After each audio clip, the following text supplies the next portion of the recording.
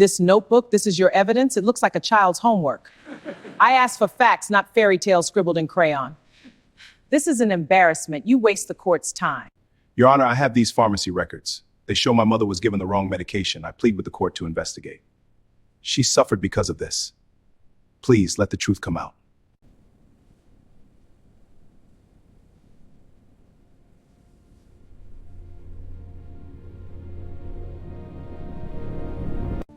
The court will proceed under the precedent set in the 1923 ruling of Smith versus Johnson.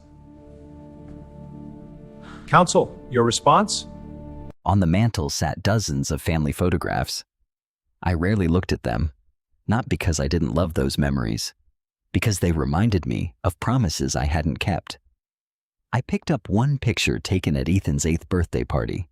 He wore a paper police hat that was far too big for his head. He stood beside me, smiling proudly while holding a toy handcuff set I'd bought him. "I want to be just like Dad," he had told everyone at the party. Back then, hearing those words filled me with pride. Now they filled me with regret. Because somewhere along the way, Ethan had stopped wanting to become like me. He had started trying to become the opposite. I poured myself a cup of coffee and sat at the kitchen table. The notebook from the precinct lay open in front of me. Instead of writing observations about Lieutenant Harper, I found myself writing memories, one after another. The first bicycle, the first baseball glove, the first day of kindergarten. I remembered how frightened Ethan had been that morning. He refused to let go of my hand. "Dad," he whispered, "what if nobody likes me?" I knelt beside him. "Then you be kind first. What if they're still mean? Then you keep being kind." He frowned. "Why?" "Because someone has to be the better person." He nodded as though I'd given him the greatest wisdom in the world. The memory made me smile. Then it made me ache. Somewhere over the years, I had stopped following my own advice, not because I became cruel, because I became absent. The first major promotion of my career came when Ethan was 10. Lieutenant. It meant higher pay, better benefits, more responsibility. I celebrated by taking him out for ice cream. He asked if my schedule would finally get easier. I lied. Probably. Instead, it became harder. I missed his middle school science fair because a drug task force operation lasted 14 straight hours. When I got home after midnight, his project still sat on the dining room table, a homemade volcano, second place. He had left the ribbon beside my dinner plate. No note, no complaint, just the ribbon. I kept it in a drawer for years. Another memory surfaced. His 16th birthday. He wanted only one thing, for me to teach him how to drive. We planned it for Saturday morning. Friday night, a police officer was shot during a traffic stop. Every available supervisor was called in. I worked 36 hours without going home. When I finally arrived Sunday afternoon, Ethan had already learned from one of his friend's fathers. He didn't mention our canceled plans. He simply handed me the spare car keys. "I figured you were busy." That hurt more than if he'd yelled at me. Children eventually stop asking for your time, not because they stop needing you, because they stop believing you'll come. I closed my eyes. How many promises had I broken? 5, 10, 20. I'd lost count years ago.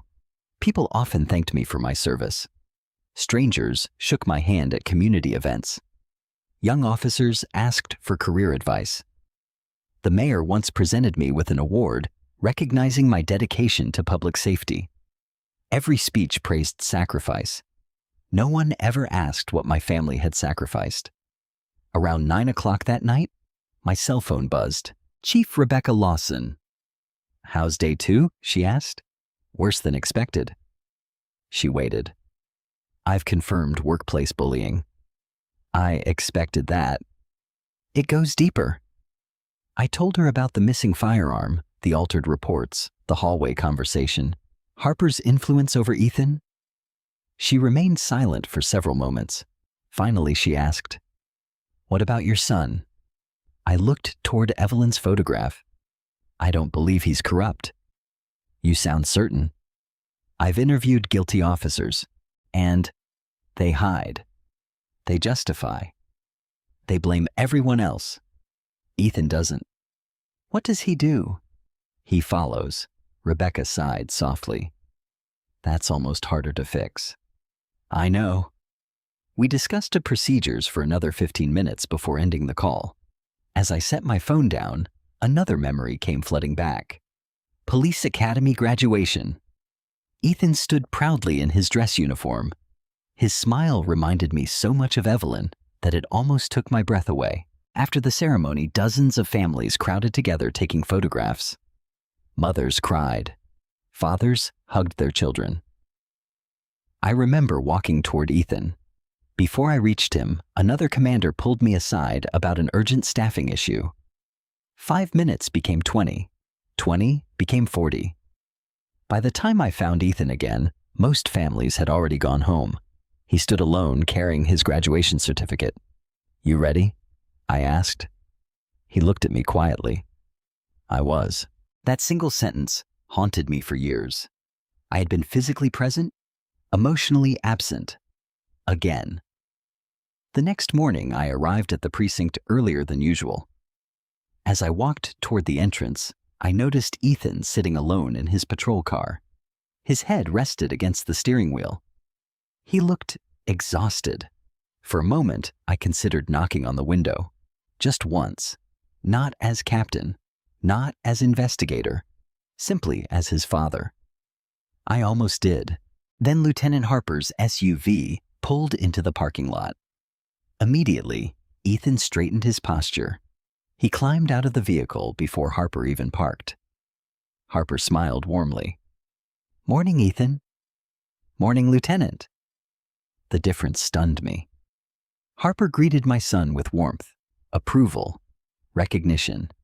Exactly the things I'd failed to give consistently during the busiest years of my career. Predators understand emotional hunger. They know exactly which empty places to fill. Inside the station, morning briefing focused on recent burglary cases. Harper praised Ethan several times in front of everyone.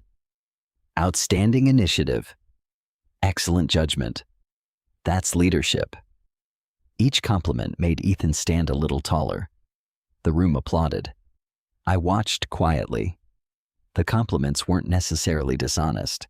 Ethan had worked hard, but Harper wasn't encouraging him. He was binding him, making sure Ethan's loyalty belonged to him instead of the department, instead of the truth. After briefing, Officer Olivia Carter approached me near the copy machine. She spoke so quietly, I could barely hear her. Can I ask you something? Of course. Yesterday. She hesitated. You noticed the missing rifle? I did. Her eyes darted toward Harper's office. You're the first person who actually seemed concerned. I studied her expression. She wasn't fishing for information. She was looking for reassurance. Has this happened before? I asked. Olivia swallowed. More than once. Did you report it? I tried. What happened? She forced a weak smile. I was told I worry too much.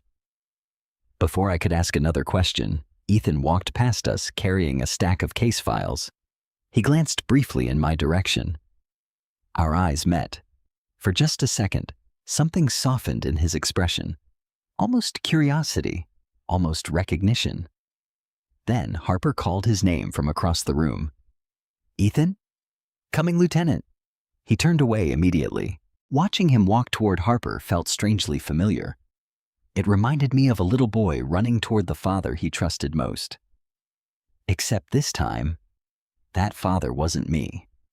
As painful as that realization was, it also gave me clarity. This investigation was no longer only about exposing corruption. It was about saving my son from a man who had quietly replaced me in his heart. And if I waited too long, I feared there might be nothing left of the relationship Ethan and I once shared, or worse, nothing left of the honest officer I still believed he could become.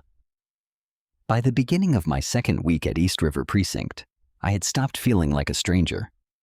Not because the officers had accepted me, far from it. They still called me old man whenever they thought I couldn't hear.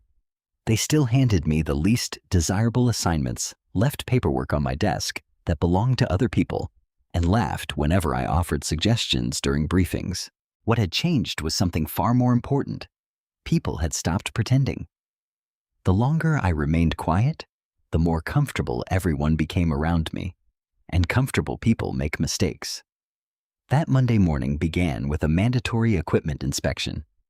Officers lined up outside the armory, while Sergeant Lewis checked patrol rifles, body cameras, and emergency medical kits. As I waited my turn, I noticed something unusual. Several officers quietly removed body camera batteries before inspection, then slipped fresh ones back in afterward. It happened so quickly that most people would never have noticed. I did. I wrote down 3 badge numbers in my notebook later that morning. Not accusations, just observations. Patterns mattered. Around 10 o'clock, Olivia Carter found me organizing evidence boxes. "You have a minute?" "Always." She closed the storage room door behind her. "I've been thinking about what you asked me." "About the missing evidence." She nodded. "I checked older inventory logs over the weekend, and there are 12 discrepancies." 12? She handed me a folded sheet of paper. I copied the case numbers. I looked over the list. Firearms, cash, narcotics, electronic devices, every category represented. Too many missing items to blame on clerical errors. "Has anyone else seen this?" Olivia shook her head. "I don't trust anyone." "You trusted me." A nervous smile crossed her face. "You actually follow procedure." It was the closest thing to a compliment I'd received since arriving. I folded the paper carefully. "You did the right thing." She looked relieved, but only for a moment. "What if someone finds out?" "They won't." "You sound confident." "I've spent 33 years protecting witnesses. I know how to protect honest officers too." She looked at me curiously. "You don't sound like a transfer officer." I smiled. "I've been around a long time." She accepted the answer, though I could tell she wasn't entirely convinced. Before leaving, she paused. "Can I ask something personal?" "Go ahead." "Why do you let everyone treat you like this?" The question caught me off guard. Most people assumed weakness. Olivia saw patience. I answered honestly. "Sometimes people tell you everything you need to know when they think you've already lost." She considered that for several seconds before quietly leaving. Later that afternoon, dispatch assigned me to assist Ethan on a domestic disturbance call. The address belonged to a middle-aged couple arguing loudly over financial problems. No weapons, no injuries, just years of resentment finally boiling over. While Ethan interviewed the husband, I spoke privately with the wife. She wasn't angry. She was exhausted. "They don't listen anymore," she whispered. "Who?" "My husband. My children. Everyone talks. No one hears me." Those words lingered in my mind long after we left. Families don't usually collapse because of one enormous tragedy. They collapse because people slowly stop listening. Driving back to the station, Ethan finally spoke. "You handled that pretty well." His compliment surprised me. "Experience helps." He glanced sideways. "How many years did you say you worked? 33? He whistled softly. "That's a long career. It goes by faster than you'd think." He nodded. "My dad used to say that." I kept my eyes on the road. What did he do? He was a commander. Proud guy. He lived for the job. The sentence wasn't spoken with admiration. It carried disappointment. "He retired?" I asked carefully. "No. He stopped. "Don't really talk much anymore." The words hurt more than I expected. Not because they were untrue, because hearing them from Ethan's own mouth made the distance between us suddenly feel measurable. For several miles, neither of us spoke. Finally, Ethan broke the silence. "Can I ask you something?" "Sure." "Do you have kids?" I tightened my grip on the steering wheel. "One son." "You close." I answered after a long pause. "I hope we will be again someday." Ethan looked out the passenger window. Sometimes parents don't realize what they miss. I know. They think providing money is enough. I know. They think saying they're busy explains everything. I know. He looked back at me. You sound like you've lived it. I smiled sadly. Maybe I have. Before either of us could continue, dispatch interrupted over the radio with another call. The conversation ended, but something had shifted. For the first time since arriving, Ethan had spoken to me as a human being instead of a target for jokes.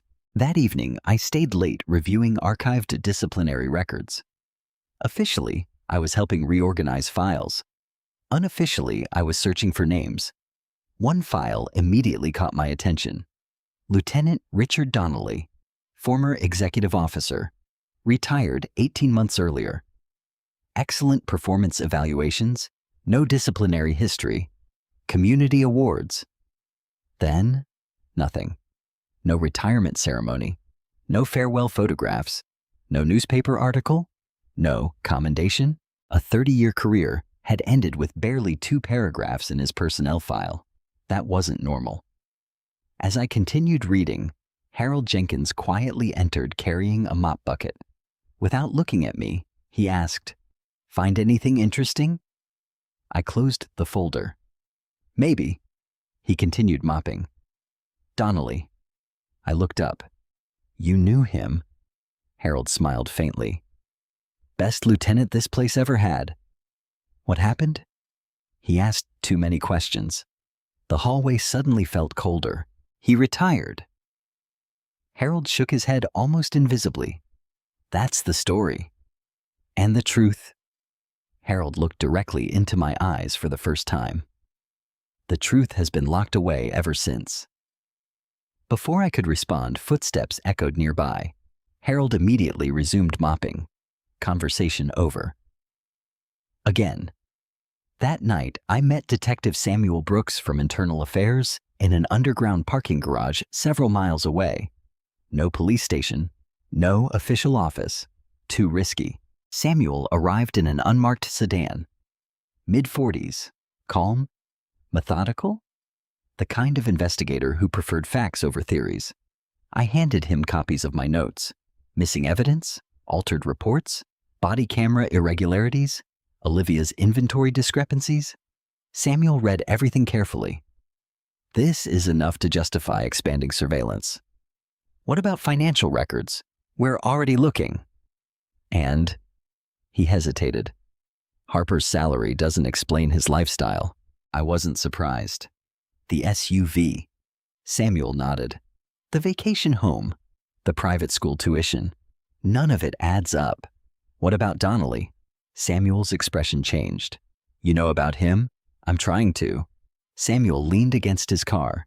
"Donnelly filed 3 confidential complaints. Against Harper?" "No. Against the culture Harper was building." "What happened?" "The complaints disappeared. And then he retired." Samuel looked around before lowering his voice. "We've never believed that retirement was voluntary." The pieces slowly began fitting together. Good leaders vanished. Honest officers stayed silent. Young officers were rewarded for obedience. Evidence disappeared. Reports changed. Harper's influence grew stronger every year. "What about Ethan?" I asked. Samuel studied me carefully. "We've watched him. And we found nothing criminal." Relief washed over me. "But," my stomach tightened. "But what?" "Harper trusts him. He brings Ethan into meetings. He asks Ethan to sign documents. He praises him constantly." Samuel sighed. "I think Harper is grooming him." "For promotion?" "No. For protection." The meaning became painfully clear. If the investigation ever exploded, Harper needed someone beneath him, someone trusted, someone respected, someone young enough for people to believe had made all the mistakes, someone exactly like Ethan. I closed my notebook slowly. For days I had feared my son might be part of the corruption. Now I understood something far worse. He wasn't Harper's partner. He was Harper's insurance policy. And judging by everything I'd seen, Harper had been preparing Ethan to take the blame long before anyone at headquarters decided to send me undercover. As Samuel drove away, I remained standing alone in the parking garage. The investigation had just become much more dangerous, not only because corruption ran deeper than we imagined, but because every day I waited, my own son moved one step closer to becoming the perfect scapegoat for crimes he didn't even realize were being committed around him. I had come to East River hoping to expose a corrupt lieutenant. Now I realized I was racing against time to save my son's career.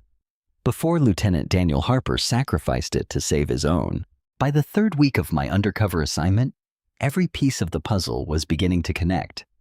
Not perfectly, not completely, but enough to reveal the outline of something much larger than a toxic workplace. East River Precinct wasn't simply suffering from poor leadership. It was operating on fear. Fear kept honest officers silent.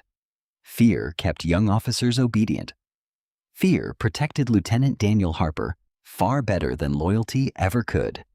And now I had another fear of my own, that I might run out of time before Ethan became the one person left holding Harper's crimes. Monday morning began with an unexpected announcement. Harper gathered everyone into the briefing room. "I've got good news," he said with his usual polished smile.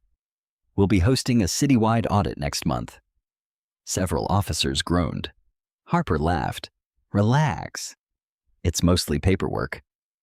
I watched the room carefully. Most officers looked mildly annoyed. 3 looked terrified. Officer Kevin Morris, Sergeant Lewis, and Detective Carl Benson. "Interesting," Harper continued. "So, for the next few weeks, everyone needs to make sure reports are organized." He deliberately paused before saying the last word. Organized. Not accurate. Not complete. Organized. Again, no one questioned him. Everyone understood exactly what he meant. After briefing, Ethan caught up with Harper near the hallway. Harper handed him another stack of folders. "I need these cleaned up." "No problem. You're the only one I trust." Ethan smiled with genuine pride. Watching that exchange made my chest tighten. Harper wasn't simply assigning work. He was making Ethan feel indispensable. People rarely question someone who constantly tells them they're special. Late that morning, Detective Samuel Brooks called, using the secure phone number we had established. "We have movement," he said without greeting. "What kind?" "Financial records." I stepped outside near the patrol vehicles, where no one could overhear. "Tell me." "Harper has been meeting regularly with a private security contractor." "For what?" "We don't know. But money has been changing hands." "How much?" "Enough." Samuel paused. "We're requesting search warrants." "When?" "As soon as we know where the records are stored." I looked back toward the station. "They're inside."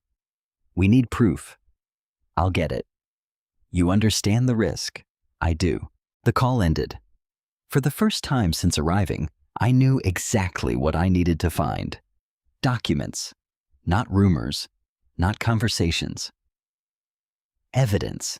That afternoon offered an unexpected opportunity. Harper announced he would be attending a city council meeting for several hours. The moment he left the building, the atmosphere inside the station changed. Conversations became louder. Officers relaxed. Rules loosened even further. Almost immediately, Kevin Morris approached Ethan. "Lieutenant left you in charge." Ethan looked surprised. "Only until he gets back." Kevin grinned. "Close enough." Watching from across the room, I noticed several officers immediately begin asking Ethan for approvals, normally requiring Harper's signature. Vacation requests, equipment replacements, case assignments. Harper had slowly trained everyone to treat Ethan like his unofficial second-in-command. The realization disturbed me. Not because Ethan wanted authority, because Harper had intentionally placed him in a visible position. The higher Ethan climbed, the harder he would fall. Around 2 o'clock, Olivia hurried toward my desk. Her face looked pale. "Can you come with me?" "What happened?" "I found something." She led me into the evidence room and quietly locked the door behind us. Without speaking, she pointed toward a shelf containing sealed narcotics evidence. One package sat slightly crooked. "What about it?" I asked. "I organized these yesterday." "And?" "Someone opened that package." I examined the evidence seal. It had indeed been carefully cut and resealed. Almost professionally. Almost. The average officer would never notice, but tiny differences in adhesive texture gave it away. "When?" "Last night?" "You sure?" "I'm positive." I looked around the room. Whoever had done this possessed authorized access. No signs of forced entry. No damaged locks. Just quiet manipulation. Exactly the kind of thing Harper's organization seemed to specialize in. I photographed the package using the secure phone Internal Affairs had provided, then carefully replaced it exactly as we'd found it. "We don't touch anything," I whispered. Olivia nodded. "What happens now?" "Now we wait." She looked nervous. "What if they discover we know?" "They won't." Although truthfully, I wasn't completely certain. Later that evening, dispatch assigned Ethan and me to another patrol together. The call itself was routine. A stranded motorist. Nothing serious. While waiting for the tow truck, Ethan unexpectedly spoke. "You remind me of somebody." I smiled. "Really?" "My father." I kept tightening the battery cable. "In what way?" "You both notice everything." He laughed quietly. "It's annoying." I laughed too. "So I've been told?" He used to embarrass me. "How?" "We couldn't go anywhere without him talking to people. The grocery store. The gas station. The barber. He knew everybody. He always stopped to help someone." I listened carefully. "Sounds like a good man." "He is." Ethan hesitated. "I think." The words hung between us. "You aren't sure." He stared down the empty road. "I used to be." "What changed?" "He stopped coming home." I remained silent. He was always working. I told myself it mattered. But eventually, Ethan swallowed. It felt like I mattered less. Those words hit harder than any punch ever could, because they weren't spoken in anger, only sadness. I don't even know if he realizes what he missed. I wanted nothing more than to tell him. To say I remembered every birthday, every baseball game, every broken promise. To tell him I'd hated myself for years. Instead, I simply asked, if you could tell him one thing, what would it be? Ethan stared through the windshield for a long time. Finally, he answered, I'd ask why being everyone else's hero meant he couldn't be mine. I couldn't speak. Not immediately. The tow truck arrived moments later, ending the conversation. As we drove back toward the precinct, neither of us said another word, but my heart felt heavier than it had in years. Back at the station, I noticed Harper had already returned. He called Ethan directly into his office.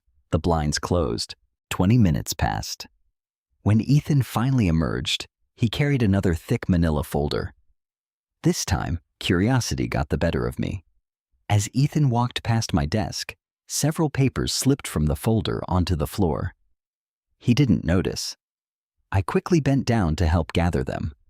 One page caught my eye. A property inventory form. Several evidence numbers. 3 signatures. One signature line remained blank. The signature block contained Ethan's name. He reached down and picked up the papers before I could read more. Thanks. No problem. For just a second, our hands touched. The contact felt strangely unfamiliar, like shaking hands with someone I'd once known well. Ethan walked away, but one detail stayed burned into my memory. The date on the document. Tomorrow. Why prepare paperwork before the inventory even happened? Something wasn't right. Very late that night, Samuel called again. We've intercepted emails. Anything useful? Very. He took a slow breath. We think Harper plans to move evidence within 48 hours. I looked toward the darkened precinct building across the parking lot. The paperwork's already prepared. Samuel became silent. What paperwork? I described the document I'd briefly seen in Ethan's folder. Samuel's voice immediately sharpened. Christopher? Don't let Ethan sign anything. I'll try? No. You don't understand. If he signs those transfer forms, Samuel paused. The entire chain of custody becomes his responsibility. The truth hit me instantly. Every missing firearm, every altered narcotics package, every manipulated inventory log. Harper wasn't merely hiding evidence. He was preparing to place Ethan's signature on every critical document. Legally, officially, permanently. If the investigation exploded now, every trail would appear to lead directly to my son. I sat alone inside my car for several minutes after the call ended. My instincts screamed at me to confront Ethan immediately, tell him everything, warn him, pull him away before it was too late. But revealing my identity now would destroy weeks of undercover work. Harper would disappear, evidence would vanish, everyone involved would scatter, justice would fail. I closed my eyes. No decision during my 33-year career had ever felt this impossible. To save my son, I might have to let him believe I had abandoned him one more time. And I feared that by the time the truth finally came out, he might never forgive me for staying silent. The next morning began with an uneasy silence that settled over East River Precinct, like a storm waiting to break. No jokes, no loud conversations, no laughter echoing through the hallways. Even the officers who usually mocked me seemed distracted. Something was happening. They knew it. I could feel it. As soon as I entered the squad room, Lieutenant Daniel Harper called everyone together. We've got an important inventory review today. His voice sounded calm, too calm. The city audit has been moved up. Several officers exchanged worried looks. Harper smiled reassuringly. Nothing to worry about, if everyone's paperwork is clean. His eyes briefly settled on Ethan. Especially the evidence transfers. Ethan nodded confidently. I finished everything you asked. I knew you would. Harper gave him an approving smile. Excellent work. I felt my stomach tighten. The paperwork. It had already been signed. There was no way to stop it now without exposing myself. I could only pray internal affairs moved quickly. The evidence inventory began shortly before noon. Officer Olivia Carter worked beside two detectives carefully matching evidence numbers against the electronic database. For nearly an hour, everything appeared routine. Then Olivia suddenly froze. Lieutenant? Harper looked up. What is it? This firearm? She swallowed. It's missing. Harper frowned dramatically. Search again? They did. Nothing.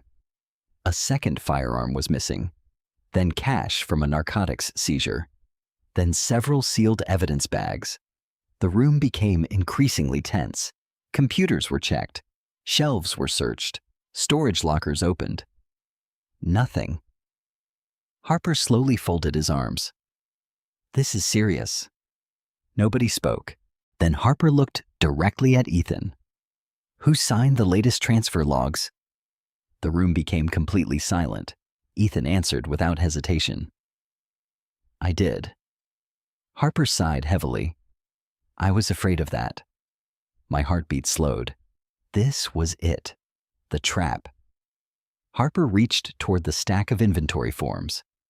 These bear your signature. He held them high enough for everyone to see. You accepted responsibility for every item. Ethan stared at the documents. His face slowly lost all color. I only signed what you gave me. Harper looked disappointed. I trusted you. I know. You told me everything had been verified. I thought it had. Harper shook his head sadly. Thinking isn't procedure. The room remained painfully quiet. Then something happened that broke my heart. Officer Kevin Morris stepped backward. Just one step. Another officer followed. Then another. Within seconds, every officer had unconsciously created distance between themselves and Ethan. No one wanted to stand beside the man suddenly being blamed. No one. Harper looked around the room. "I'm afraid I'll have to report this." Ethan stared at him. "Lieutenant, I never touched any evidence. I just signed," Harper interrupted gently. "The paperwork says otherwise." His tone sounded almost sympathetic. Almost. If I hadn't spent decades interviewing liars, I might have believed him.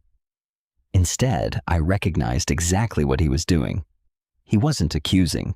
He was guiding everyone else toward the conclusion he wanted. The best lies allow other people to convict the victim for you. Ethan looked around desperately. His fellow officers avoided eye contact. Kevin Morris stared at the floor. Sergeant Lewis quietly walked toward the coffee machine. Nobody spoke. Nobody defended him. The same officers who had laughed beside him only days earlier suddenly acted as though they barely knew him. Watching it happen reminded me of sharks abandoning an injured member of the school. Self-preservation always came first. Harper finally turned toward me. "Christopher." "Yes, sir." "Please escort Officer Miller to interview room 2.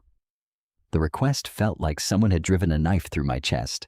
He was asking me, a father, to escort my own son as a suspect. Every instinct inside me screamed to refuse, to tell Ethan everything, to expose Harper right there in front of the entire precinct. Instead, I forced myself to remain calm. "Yes, Lieutenant?" Ethan looked at me with empty eyes, not angry, not frightened, simply confused. "I didn't do this," he whispered. I met his gaze. "I know." The words escaped before I could stop them. His eyebrows lifted slightly. For just a second, he looked at me differently, almost as though my voice sounded familiar. Then the moment disappeared. I gently motioned toward the hallway. "This way." We walked in silence. Every step felt heavier than the one before. Inside interview room 2. Ethan sat across from me at the metal table. The small room suddenly felt unbearably cramped. He rubbed both hands over his face. "I don't understand." Neither did I. Not entirely. But I understood enough. Harper had spent years earning Ethan's trust. Now he intended to use that trust as evidence. Ethan finally looked at me. "You really think I stole anything?" I answered honestly. "No." He blinked. "You answered pretty fast." "Because I believe you." "Why?" I studied him carefully. "People who steal usually protect themselves. You've spent the entire morning blaming yourself." His shoulders sagged. "I signed those papers." "That was stupid." "It was trusting." He looked surprised. "There's a difference." For several moments, neither of us spoke. Finally, Ethan whispered, "My dad would have said something like that." I smiled faintly. "He sounds wiser than you give him credit for." Ethan laughed bitterly. "Maybe. I haven't exactly made it easy." "What do you mean?" He stared at the tabletop. "When I first joined the department, I wanted him to be proud. He came to my graduation.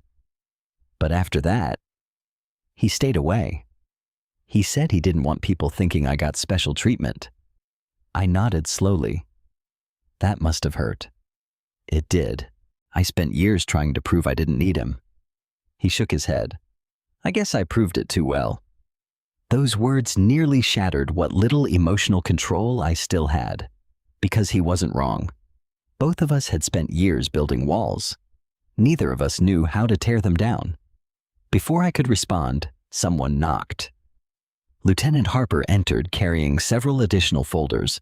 He smiled politely. "Officer Miller, I've contacted professional standards. They'll want a statement." Ethan immediately stood. "I'll cooperate." "I know you will?" Harper placed a reassuring hand on Ethan's shoulder. It looked fatherly, supportive. Anyone watching would think Harper genuinely cared. I saw something else. Ownership. A man comforting the very person he had just sacrificed. Harper turned toward me. "Christopher?" "Yes, sir." "Thank you." "For what?" "For remaining professional." He smiled. Not everyone can separate emotion from duty. If only he knew. After Harper left, Ethan sat down again. His hands trembled. "They're going to fire me." I wanted to tell him no. Instead, I asked, "Did you ever question Lieutenant Harper's instructions?" He looked confused. "Why would I?" "You trusted him." "Of course." "He believed in me?" There it was. The answer I'd feared. Harper hadn't manipulated Ethan with threats. He'd manipulated him with approval. Sometimes praise becomes a more powerful weapon than fear. Late that afternoon, Detective Samuel Brooks sent me a single encrypted text. "Search warrant approved." 3 words, nothing more. I quietly deleted the message. The investigation had reached its final stage. Internal Affairs was finally moving, but not fast enough. Because by then, Ethan had already become the official face of the missing evidence investigation. Rumors spread through the precinct before sunset. I heard he stole drugs. They found missing guns. I always thought he was too ambitious. Amazing. Only yesterday they admired him. Today they judged him. No evidence, no trial, only gossip. As officers left for the evening, I noticed Ethan sitting alone in the empty briefing room. No one approached him. No one offered encouragement. Not even Kevin Morris. The man who had once called Ethan his best friend walked past without saying a single word. Harold Jenkins quietly stood beside me near the hallway. Without taking his eyes off Ethan, he whispered, "That's how it always happens." "What do you mean?" "They build someone up." He paused. "Then they feed him to the wolves." I looked toward my son. He remained sitting alone beneath the American flag hanging at the front of the room, head lowered, shoulders slumped, completely abandoned. Harold sighed. "He's just the latest." The latest, not the first. Which meant Harper had done this before. Perhaps to Lieutenant Donnelly. Perhaps to others whose careers had quietly disappeared. I wanted to walk into that room, sit beside Ethan, tell him he wasn't alone, tell him his father had never stopped loving him, tell him everything. Instead, I forced myself to keep walking. Every step away from him felt like betrayal. But if I exposed myself now, Harper would destroy every remaining piece of evidence before Internal Affairs arrived. Saving Ethan today would allow Harper to destroy countless more lives tomorrow. It was the hardest decision I had ever made, because for the first time in my career, doing the right thing felt exactly like abandoning my own son. And I prayed with everything I had that someday he would understand why I stayed silent. I arrived at East River Precinct before sunrise the next morning. The parking lot felt different. Usually officers gathered in small groups, laughing over coffee before the shift began. Today no one lingered. Patrol cars pulled in quietly. Doors opened. Officers hurried inside without speaking. Rumors had spread through the entire department overnight. Everyone knew someone had been blamed for missing evidence. Everyone knew Internal Affairs had requested records. No one knew what would happen next. I sat inside my car for a long moment, watching the station entrance. My phone vibrated. One message. From Detective Samuel Brooks. "We're in position. Wait for the signal." I deleted the message immediately. This was it. Weeks of humiliation. Weeks of silence. Weeks of pretending to be nothing more than an aging transfer officer. Everything had led to this morning. I stepped out of my car, straightened my plain patrol uniform, and walked toward the entrance. Inside, the atmosphere was painfully tense. No one joked. No one smiled. Even Lieutenant Daniel Harper looked unusually serious. He stood near the briefing room speaking quietly with Sergeant Lewis. The moment he noticed me, his expression returned to its familiar confidence. "Christopher." "Morning, Lieutenant." "Busy day." "So it seems." He smiled. "Just stay out of the way." "I intend to." He nodded approvingly before walking away. For the first time since arriving, I almost felt sorry for him. Almost, because he still believed he controlled everything. At exactly 8 o'clock, the front doors opened again. Chief Rebecca Lawson entered. She wasn't alone. Behind her walked 3 deputy chiefs from headquarters, 2 attorneys from the city's legal division, 4 investigators from internal affairs. Every conversation inside the precinct stopped instantly. Officers slowly stood from their desks. Harper's smile disappeared. He hurried forward. "Chief Lawson." "I wasn't expecting." "I know." Rebecca's voice remained calm. "That's why we're here." Harper forced another smile. "If I'd known, you weren't supposed to." The room fell completely silent. Rebecca looked around the squad room. "Everyone." "Briefing room." "Now." No one argued. Within minutes, every officer had gathered inside. Rows of chairs filled quickly. I deliberately remained near the back wall, exactly where everyone expected the insignificant transfer officer to stand. Ethan entered last. He looked exhausted. Dark circles surrounded his eyes. Several officers quietly moved their chairs farther away from him. Watching it happen made my heart ache. Even now, even after everything, no one offered him a seat beside them. Harper walked confidently to the front of the room. "I assume this concerns yesterday's inventory issue." Rebecca looked directly at him. "It concerns much more than that." She handed a folder to one of the deputy chiefs. He opened it without speaking.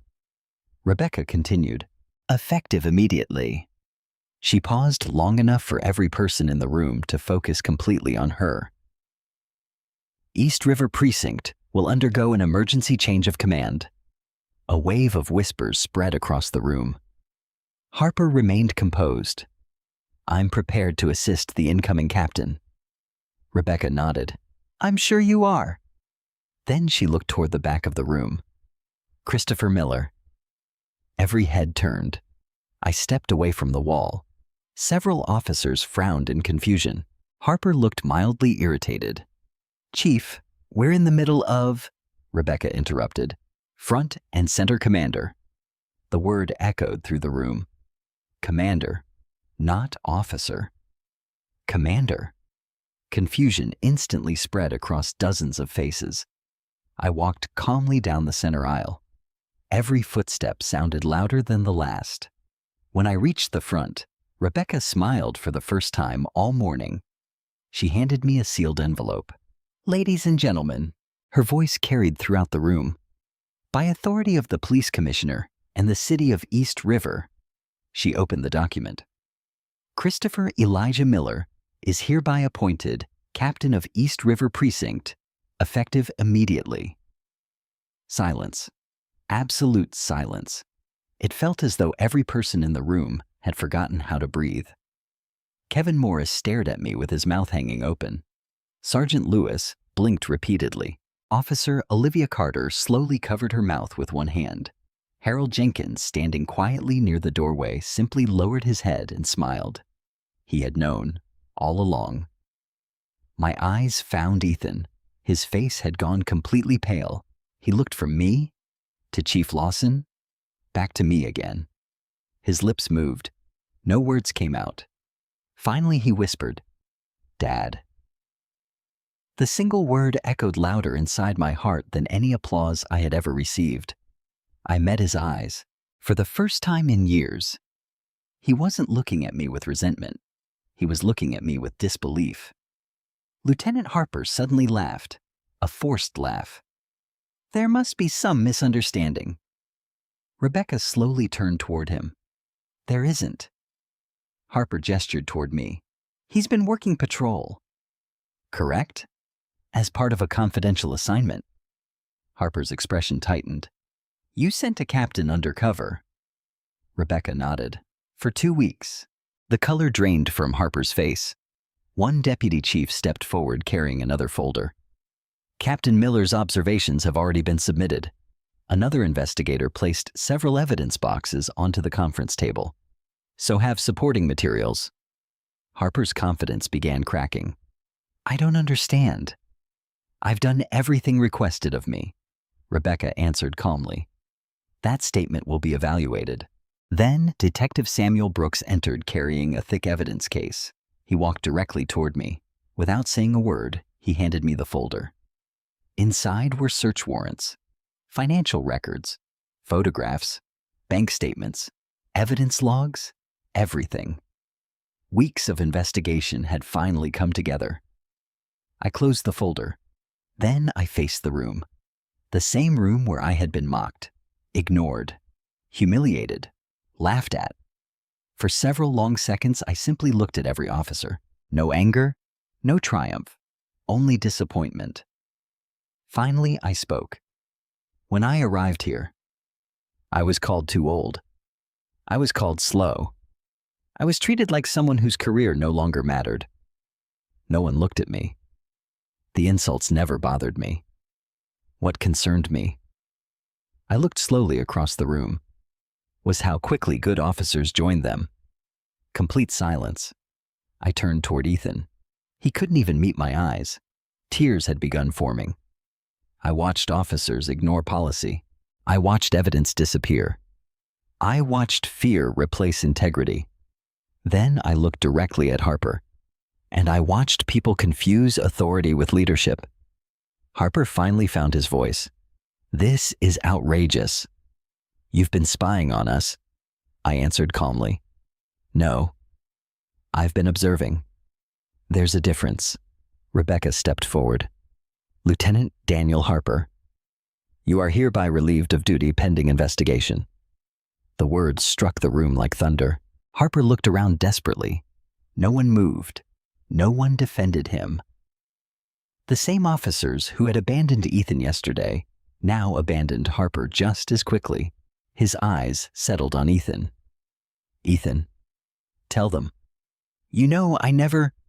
Ethan slowly shook his head. For the first time, he stepped away from Harper. Not toward me, just away from him. That single step said everything. Samuel Brooks nodded to the internal affairs investigators. Begin securing records. 4 investigators immediately spread throughout the precinct. Evidence lockers, computer terminals, personnel files. No one was permitted to leave. As officers watched the investigation begin, I noticed something remarkable. Olivia Carter stood a little straighter. Harold Jenkins quietly removed his cap. Several younger officers exchanged nervous glances. The atmosphere inside the building had completely changed. Not because I had become captain, because fear had finally changed sides. I looked once more toward Ethan. He still hadn't spoken. He looked completely overwhelmed. I knew exactly what he was thinking. The man he had mocked. The father he had pushed away. The old rookie everyone laughed at. Had been leading the investigation from the very first day. And now, every officer in the building, including my own son, answered to me. But despite everything that had happened, that wasn't the victory I cared about most. Because the investigation was only beginning. The hardest conversation of my life still waited ahead, and before this day was over, the whole precinct would finally learn who had really stolen the evidence. No one moved. The briefing room remained frozen in stunned silence as internal affairs investigators spread through the building. The only sounds were the clicking of keyboards, the opening of file cabinets, and the steady footsteps of investigators carrying sealed evidence boxes. I looked around the room. Every face told a different story. Olivia Carter looked relieved. Harold Jenkins looked as though he had been waiting years for this day. Kevin Morris couldn't stop wiping sweat from his forehead. Sergeant Lewis stared at the floor. And Ethan, my son, looked completely broken. Not because I had become captain, because everything he had believed about Lieutenant Harper had collapsed in less than 5 minutes. Chief Rebecca Lawson stepped beside me. The precinct is yours, Captain. I nodded. Thank you, Chief. She lowered her voice. They're all watching. I know. Your first decision will define everyone that follows. She was right. This wasn't simply about exposing corruption. Every officer in that room expected one of two things, either revenge or justice. They were about to discover there was a difference. I stepped toward the center of the room. My first order. Every conversation stopped immediately.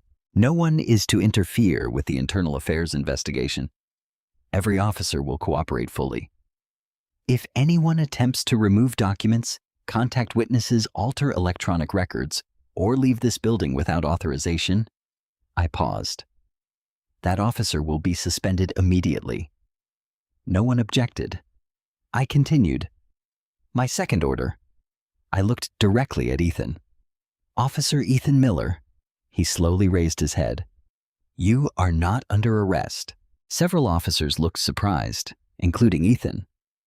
But, I continued calmly, you are temporarily relieved of field duty until the investigation determines your involvement. He nodded quietly. Yes, Captain. Captain, not Dad, not yet. Lieutenant Harper suddenly stepped forward. This is ridiculous. The paperwork clearly shows Ethan signed those transfers. I turned toward him. It does? So why isn't he under arrest? Because signatures alone don't prove criminal intent. Harper frowned. They establish responsibility. They establish paperwork. I corrected him. Those are not the same thing. The room remained silent. I continued speaking so every officer could hear. In 33 years of police work, I've arrested officers. I've testified against commanders. I've investigated people I respected. And I learned one lesson. I paused. Facts first, conclusions later. I watched several younger officers exchange glances. They weren't used to hearing leadership speak that way. Harper folded his arms. So, you're giving him special treatment because he's your son. There it was. The accusation I'd expected from the very beginning. I looked directly into his eyes. If I were giving him special treatment, I would have told him who I was on my first day. I would have warned him. I would have stopped him from signing those documents. Silence. I did none of those things. Harper had no answer. Chief Lawson quietly crossed her arms. Several officers looked at Ethan differently now, not with sympathy. With confusion.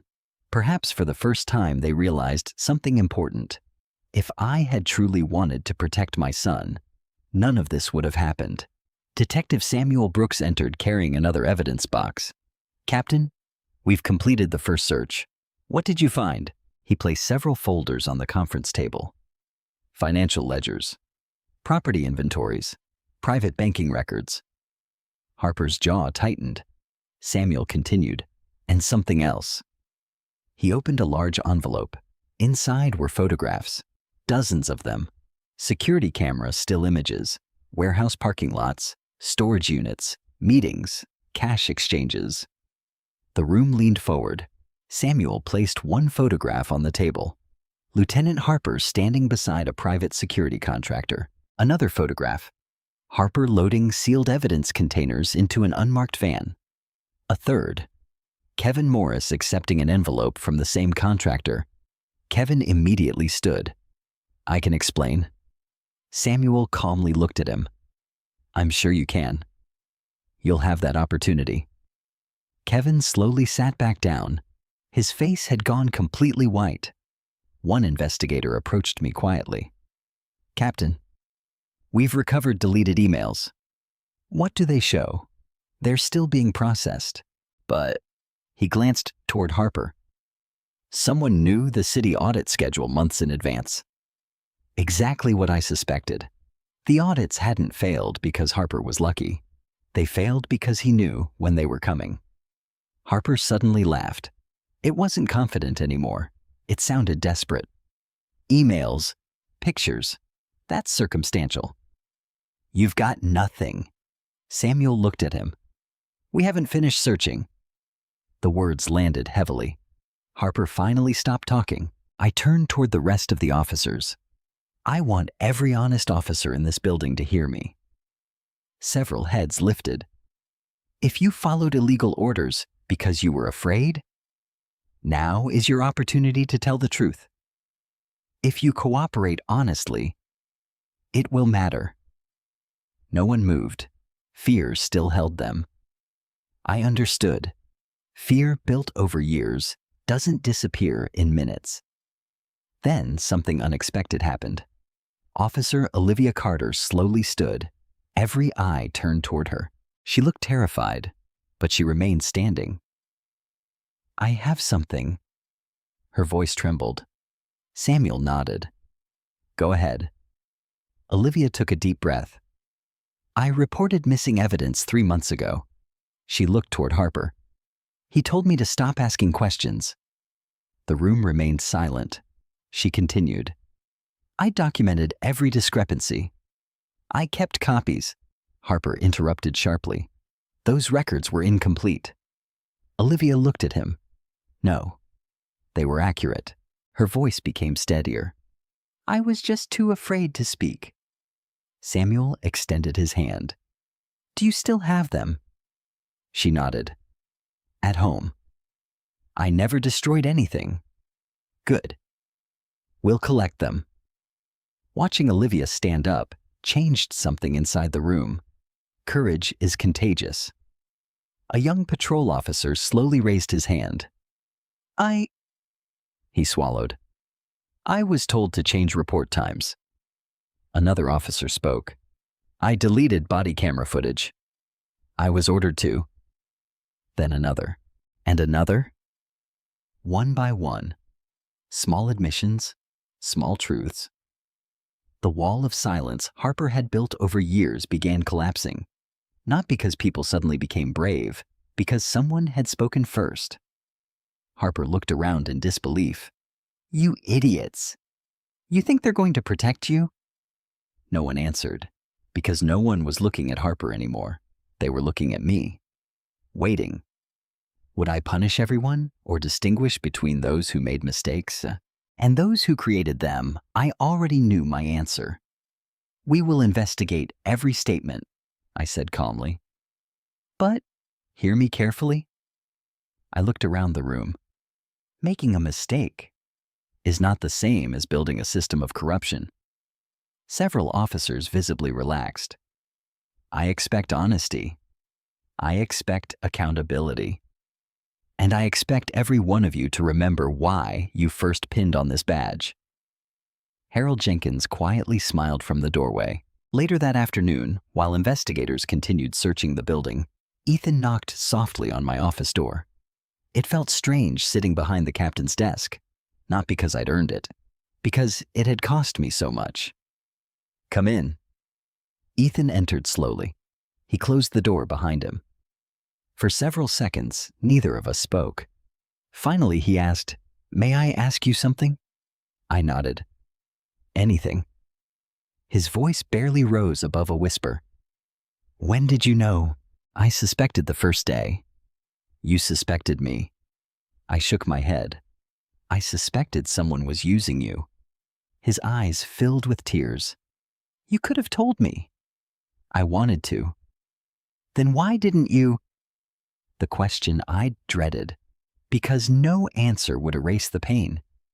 If I'd revealed myself, Harper would have destroyed every piece of evidence. He would have escaped. Ethan looked away. So, you let everyone think I was guilty. I closed my eyes briefly. Yes. He nodded slowly. I hated you yesterday. I know. I thought, his voice cracked. I thought even you believed I'd done it. For the first time in weeks, I stopped being Captain Christopher Miller. I simply became his father. I never believed that. Not for 1 second. He looked at me. You didn't. No. Why? Because I raised you. You've made mistakes. So have I. But stealing from the people you swore to protect? I shook my head. That's not the son your mother raised. Tears rolled silently down Ethan's face. Mine weren't far behind.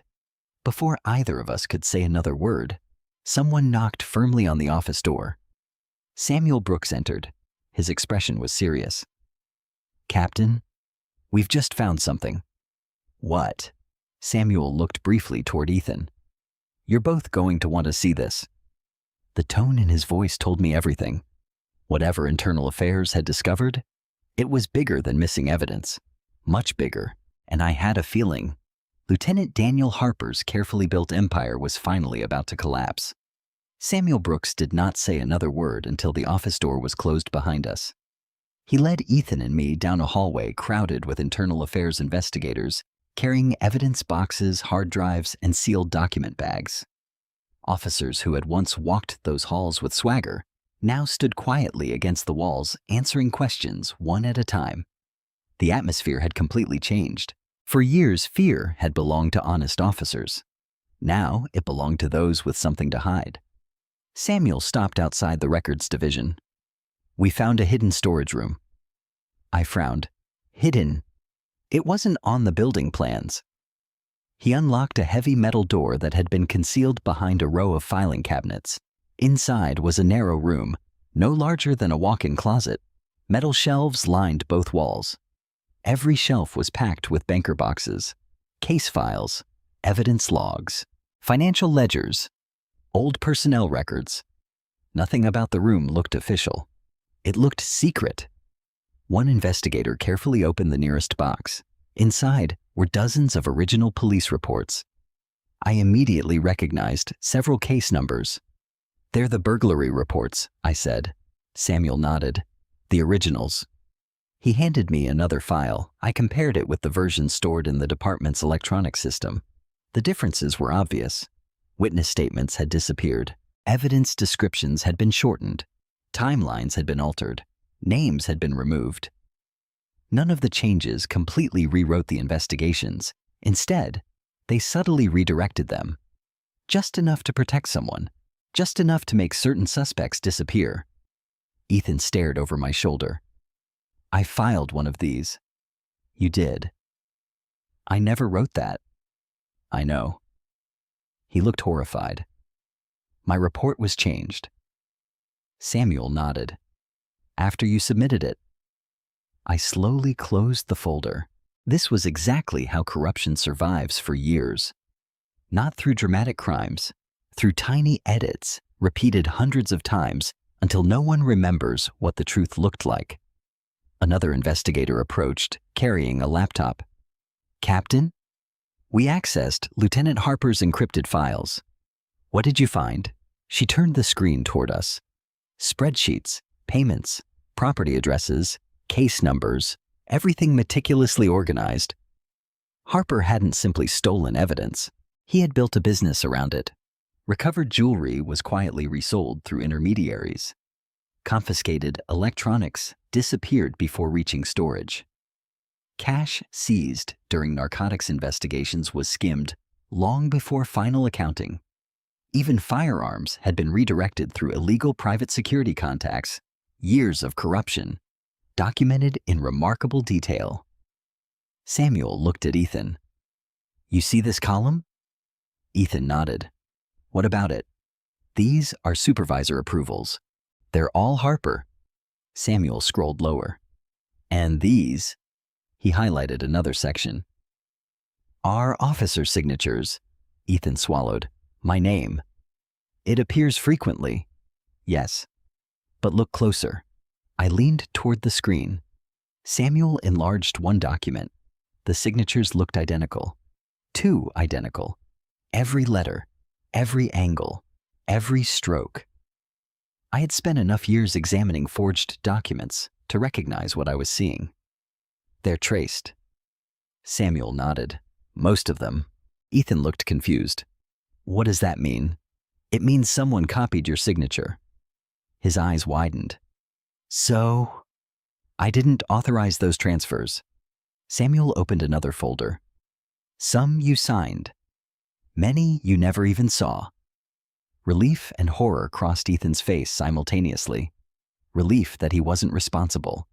horror that someone had used his name anyway. One forensic examiner entered carrying a sealed evidence envelope. "We've confirmed it." Samuel looked up. "The signatures." The examiner nodded. "Multiple forgeries." He placed the report on the table. "The pressure patterns don't match. The ink ages don't match. The writing sequence doesn't match. Professional forgery, not amateur work." Harper hadn't simply framed Ethan. He had carefully prepared that frame over months, perhaps years. I looked at my son. He had stopped speaking entirely. He simply stared at the reports, trying to understand how someone he admired had manipulated him so completely. Samuel broke the silence. "There's more."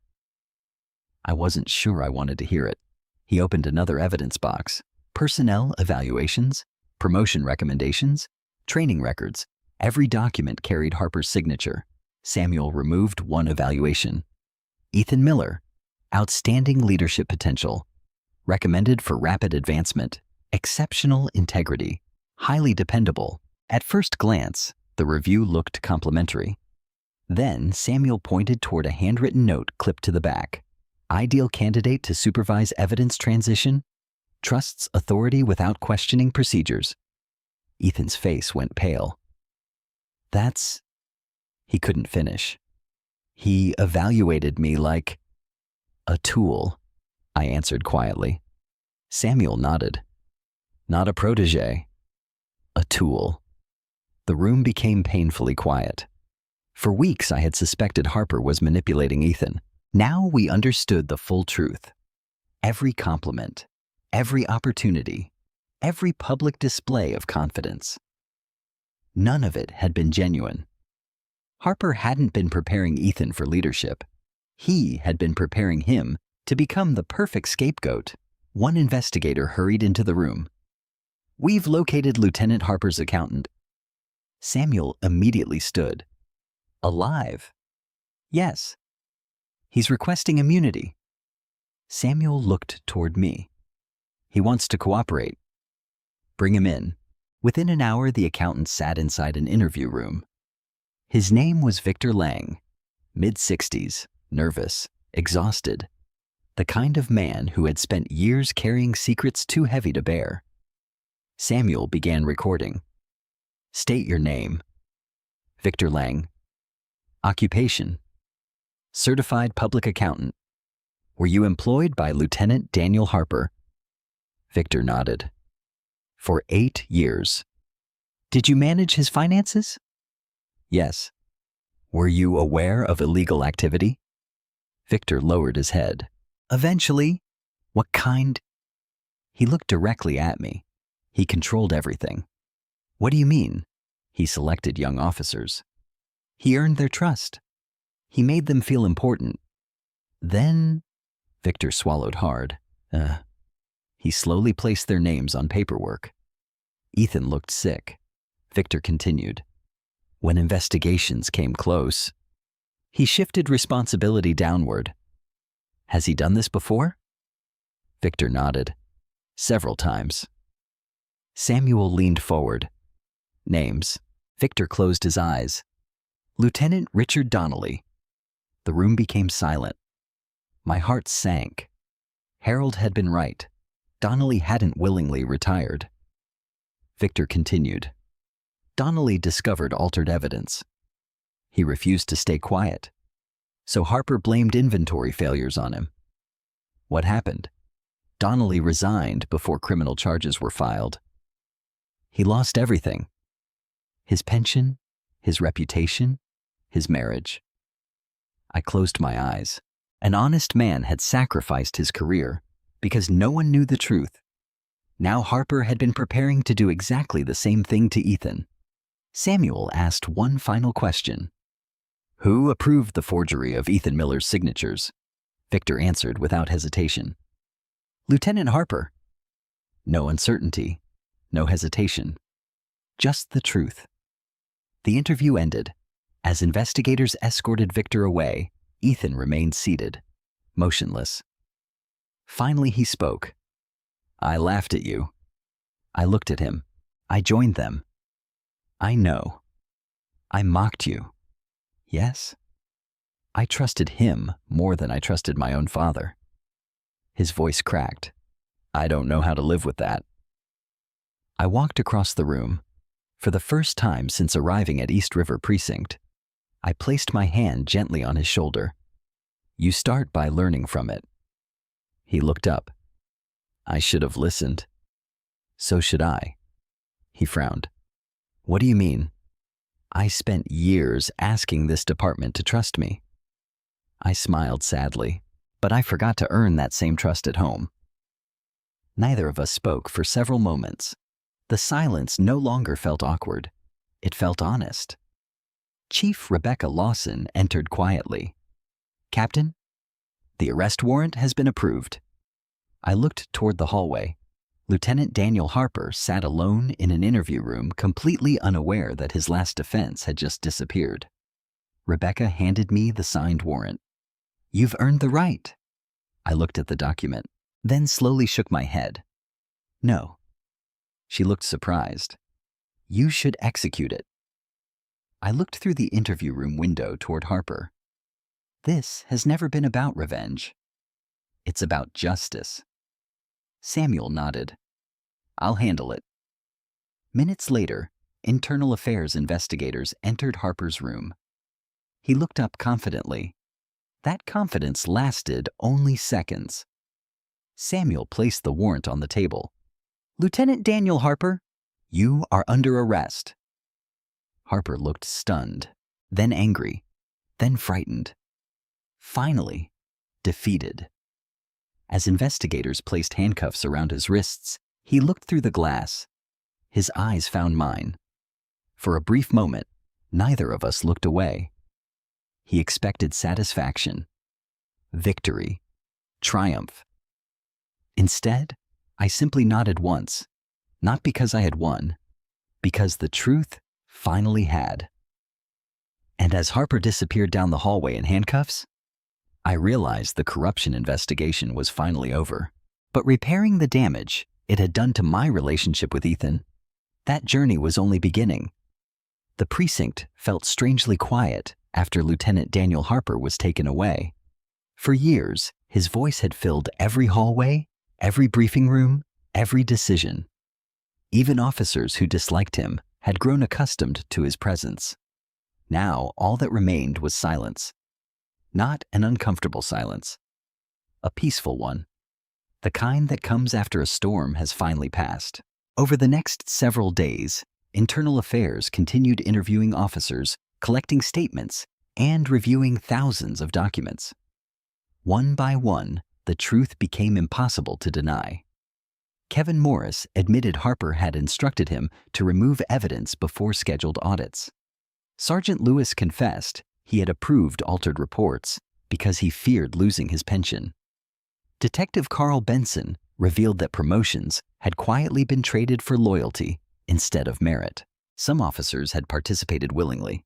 Others had simply been too afraid to object. The investigation separated those two groups carefully. Justice wasn't about punishing everyone. It was about holding the right people accountable. That had always mattered to me. 3 days after Harper's arrest, the department officially announced its findings.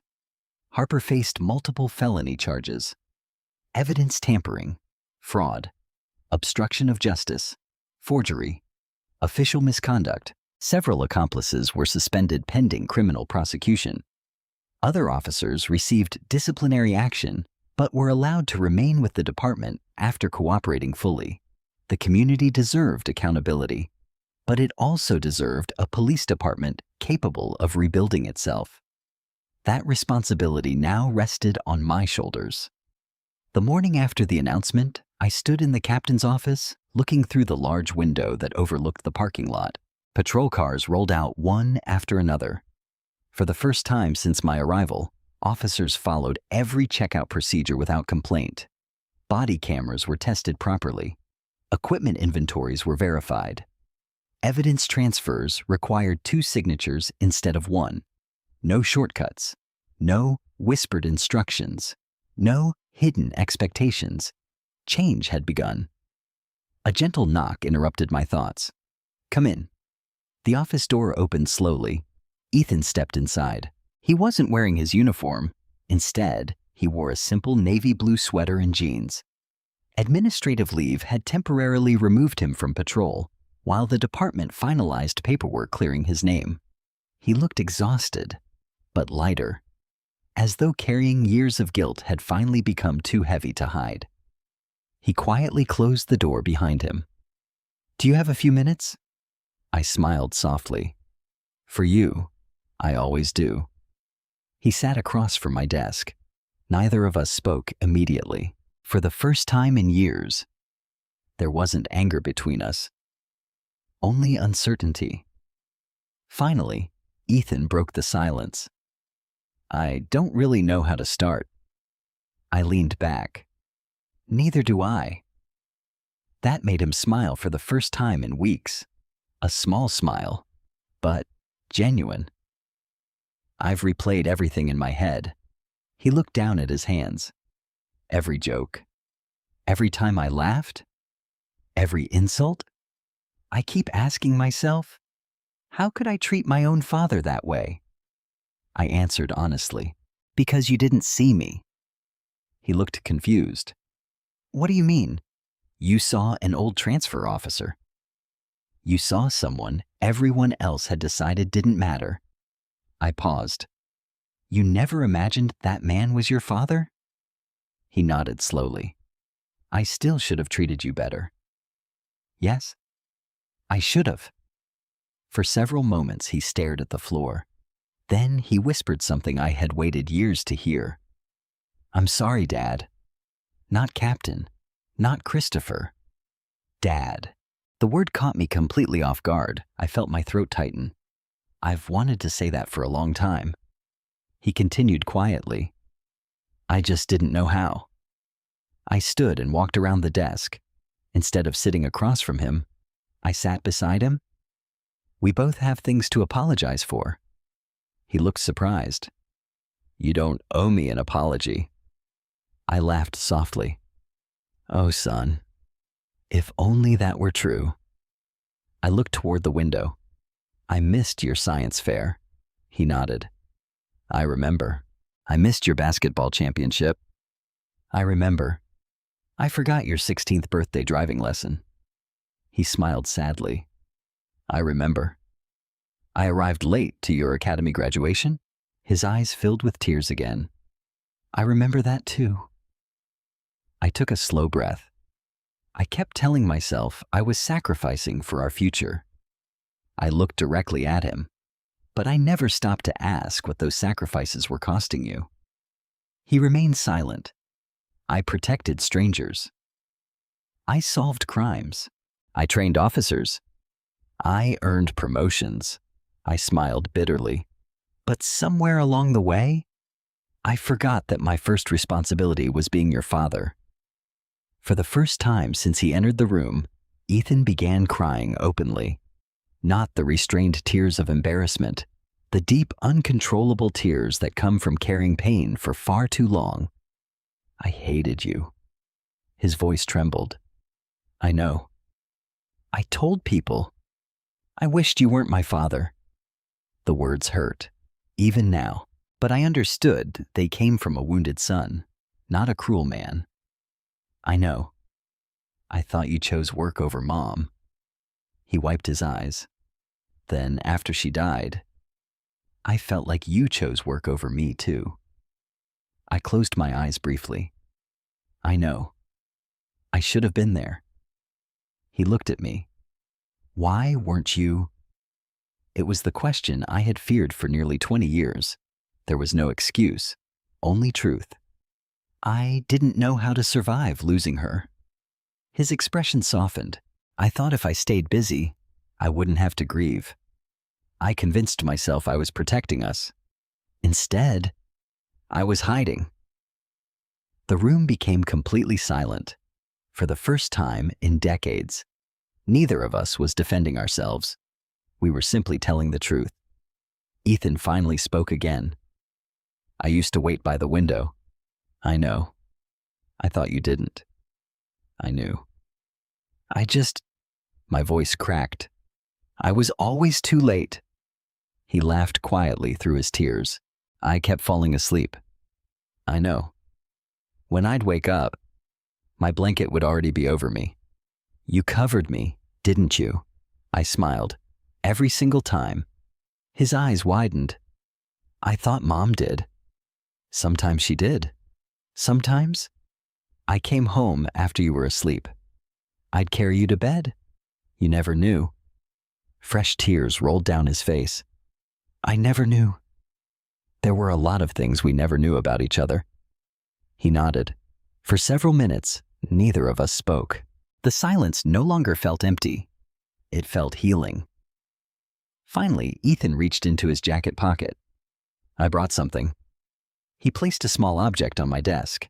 It was old, worn, scratched. I picked it up carefully.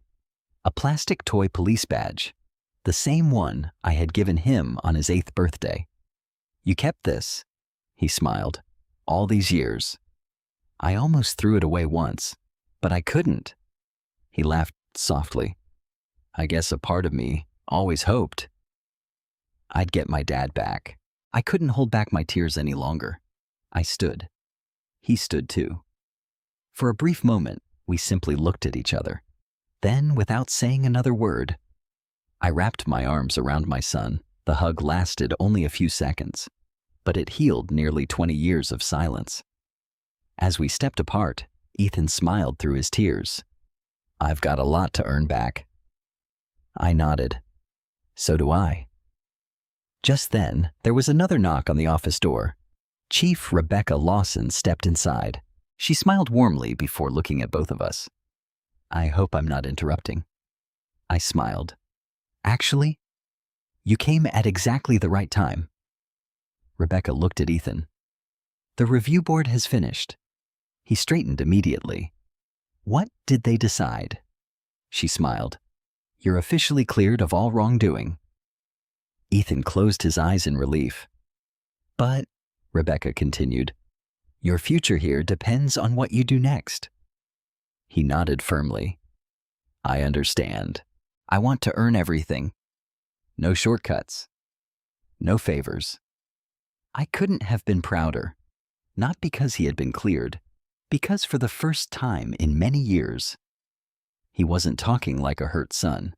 He was talking like the honorable police officer I had always believed he could become. And in that moment, I realized our story was no longer about repairing the past. It was about building a future worthy of the badge we both wore. The first Monday after the investigation officially ended felt like the true beginning of my assignment. Not because the corruption was gone. Corruption never disappears overnight. It leaves behind habits, fear, distrust. People who have spent years looking over their shoulders do not suddenly begin trusting one another because a few arrests have been made. Rebuilding is always harder than exposing. Anyone can tear something down. Very few people know how to build it back. At 7 o'clock sharp, every officer gathered in the briefing room. This time, I stood where Lieutenant Harper had once stood. The difference was intentional. The position behind the podium represented authority. How that authority was used determined everything else. I looked across the room. The seating arrangement had changed. Not because I ordered it, because no one seemed interested in old cliques anymore. Officers who had barely spoken to one another before the investigation now sat together. Olivia Carter occupied a seat in the front row. Kevin Morris's chair was empty. He had resigned before criminal charges could be filed. Sergeant Lewis had accepted an early retirement package. Several new transfer officers filled the remaining seats. Ethan sat quietly near the middle of the room. He had officially returned to duty 2 days earlier after every allegation against him had been dismissed. His badge had been restored. His record had been cleared. But he wasn't celebrating. He understood that clearing his name was only the first step. Now he had to rebuild trust.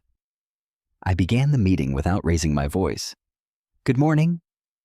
The room answered together. Good morning, Captain. I nodded. For years, this precinct has been measured by arrest numbers, response times, citation totals. Those things matter. But beginning today, I paused. We'll measure something else first. Several officers leaned forward. Integrity. No one spoke. If an arrest is made dishonestly, it's not good police work. If evidence is mishandled, it doesn't matter how dangerous the suspect was. If we lose the trust of the people we serve, we've already failed. The room remained silent, not uncomfortable, thoughtful. I continued. Every officer here will complete ethics retraining. Every supervisor will undergo leadership evaluations. Body camera footage will be randomly reviewed. Evidence transfers will require dual verification. No exceptions. No one complained. Perhaps because they finally understood why those rules existed. Perhaps because they had seen what happened without them. After briefing, I walked through every division of the precinct. Detectives, patrol, communications, evidence. I spoke with everyone, not about investigations, about people. What did you need? What's slowing your work? What would help you serve this community better? The answers surprised me. Most officers didn't ask for higher salaries, or easier schedules. They wanted consistency, fairness, leaders who actually listened. It struck me how little people often expect from leadership. Sometimes all they want is honesty. Around noon, Olivia knocked on my office door. "Captain, come in." She carried a folder. I finished reviewing the remaining evidence inventories. I smiled. And everything balances. She couldn't hide her excitement.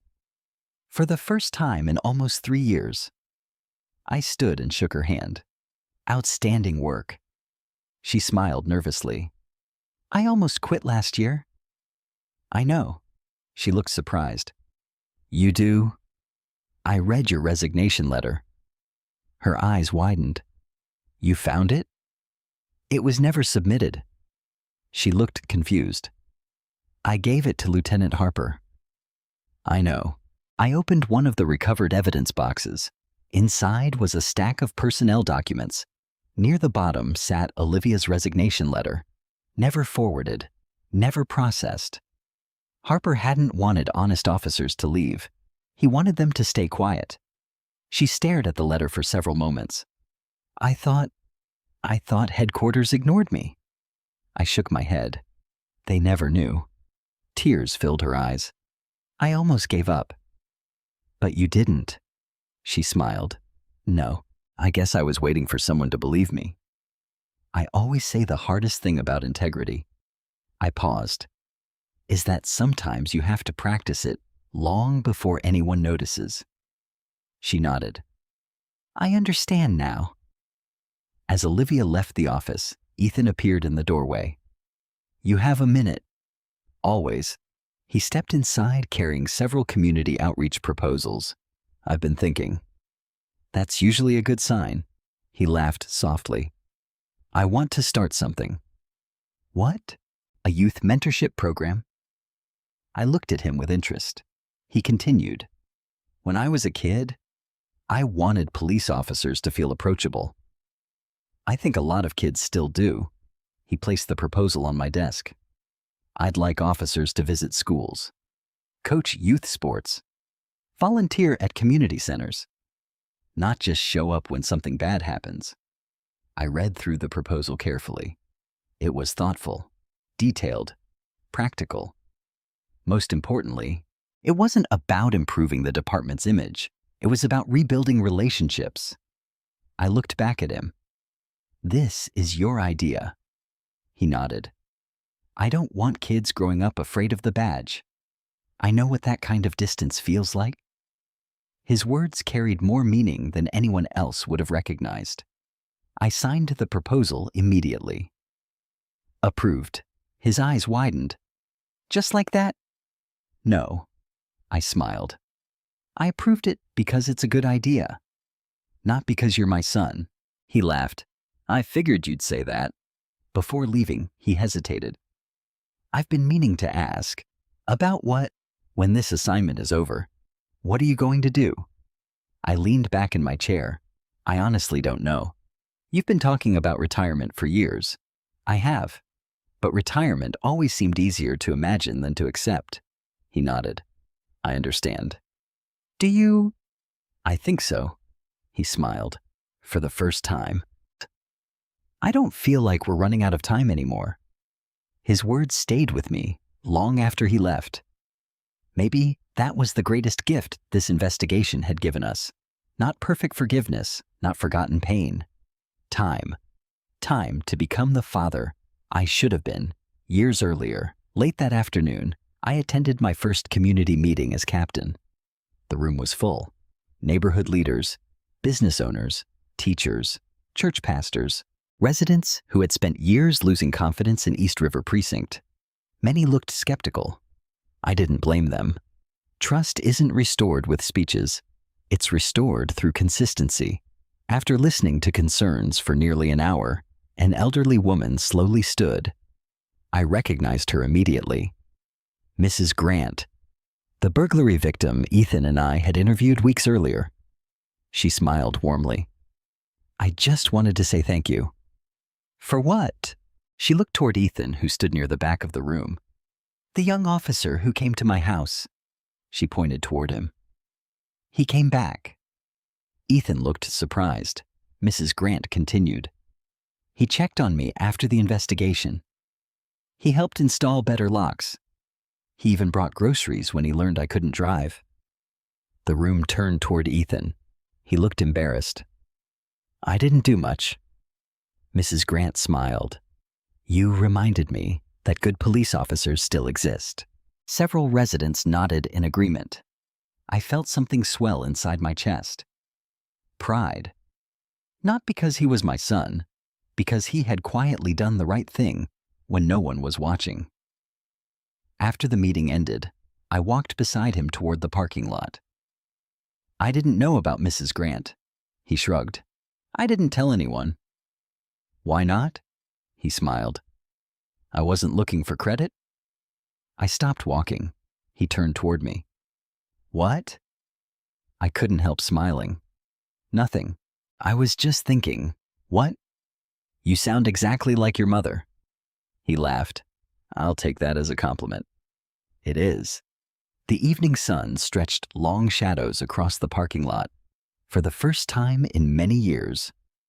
Walking beside my son didn't feel awkward. It felt natural. The distance between us had not disappeared completely. Some wounds take longer to heal.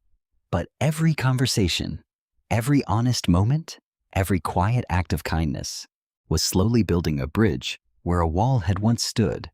And as I watched Ethan greet another officer with genuine respect instead of forced confidence, I realized something remarkable. He was no longer trying to become the officer Lieutenant Harper wanted him to be. He was finally becoming the officer Evelyn and I had always hoped he would become. Autumn arrived quietly in East River.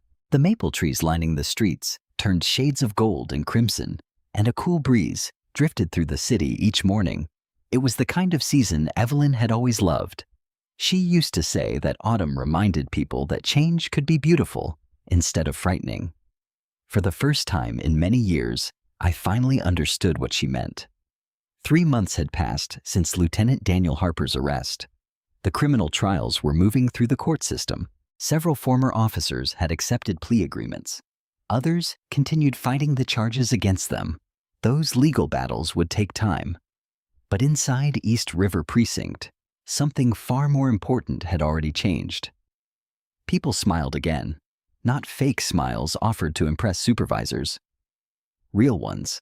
Officers greeted each other in the hallways. Young patrol officers asked experienced detectives for advice instead of pretending they already knew everything. The evidence room had become the most organized division in the building, thanks largely to Olivia Carter's determination. Community complaints had dropped dramatically. Citizen compliments had risen. Numbers alone didn't tell the whole story. Walking through the building did. Fear no longer controlled the atmosphere. Respect did. One Friday afternoon, Ethan knocked on my office door carrying a small envelope. You busy? I've got time. He stepped inside and placed the envelope on my desk.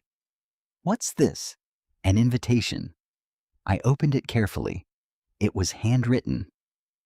Sunday dinner. My house, 6 o'clock. I looked up. Ethan smiled awkwardly. The kids wanted to invite you. The kids? He laughed. They've been asking about Grandpa. My heart skipped a beat. I had seen my grandchildren only a handful of times over the past several years. Birthdays, Christmas, brief visits that always felt rushed. Not because Ethan refused, because neither of us knew how to move beyond polite conversations. I'd like that. He smiled wider. So would they. Sunday evening arrived faster than I expected. As I parked outside Ethan's house, I sat in my car for a moment. I had responded to hostage negotiations with less nervousness than I felt right then. It seemed ridiculous. I had faced armed criminals without hesitation, yet ringing my own son's doorbell made my hands tremble. Finally, I took a deep breath and walked to the front porch. Before I could knock, the front door flew open. A little girl with curly black hair threw herself toward me. Grandpa! I barely had time to react before she wrapped both arms around my waist. Behind her came an energetic little boy carrying a toy police car. Dad said you were coming? I laughed as I knelt to hug them both. My goodness! You've both gotten taller.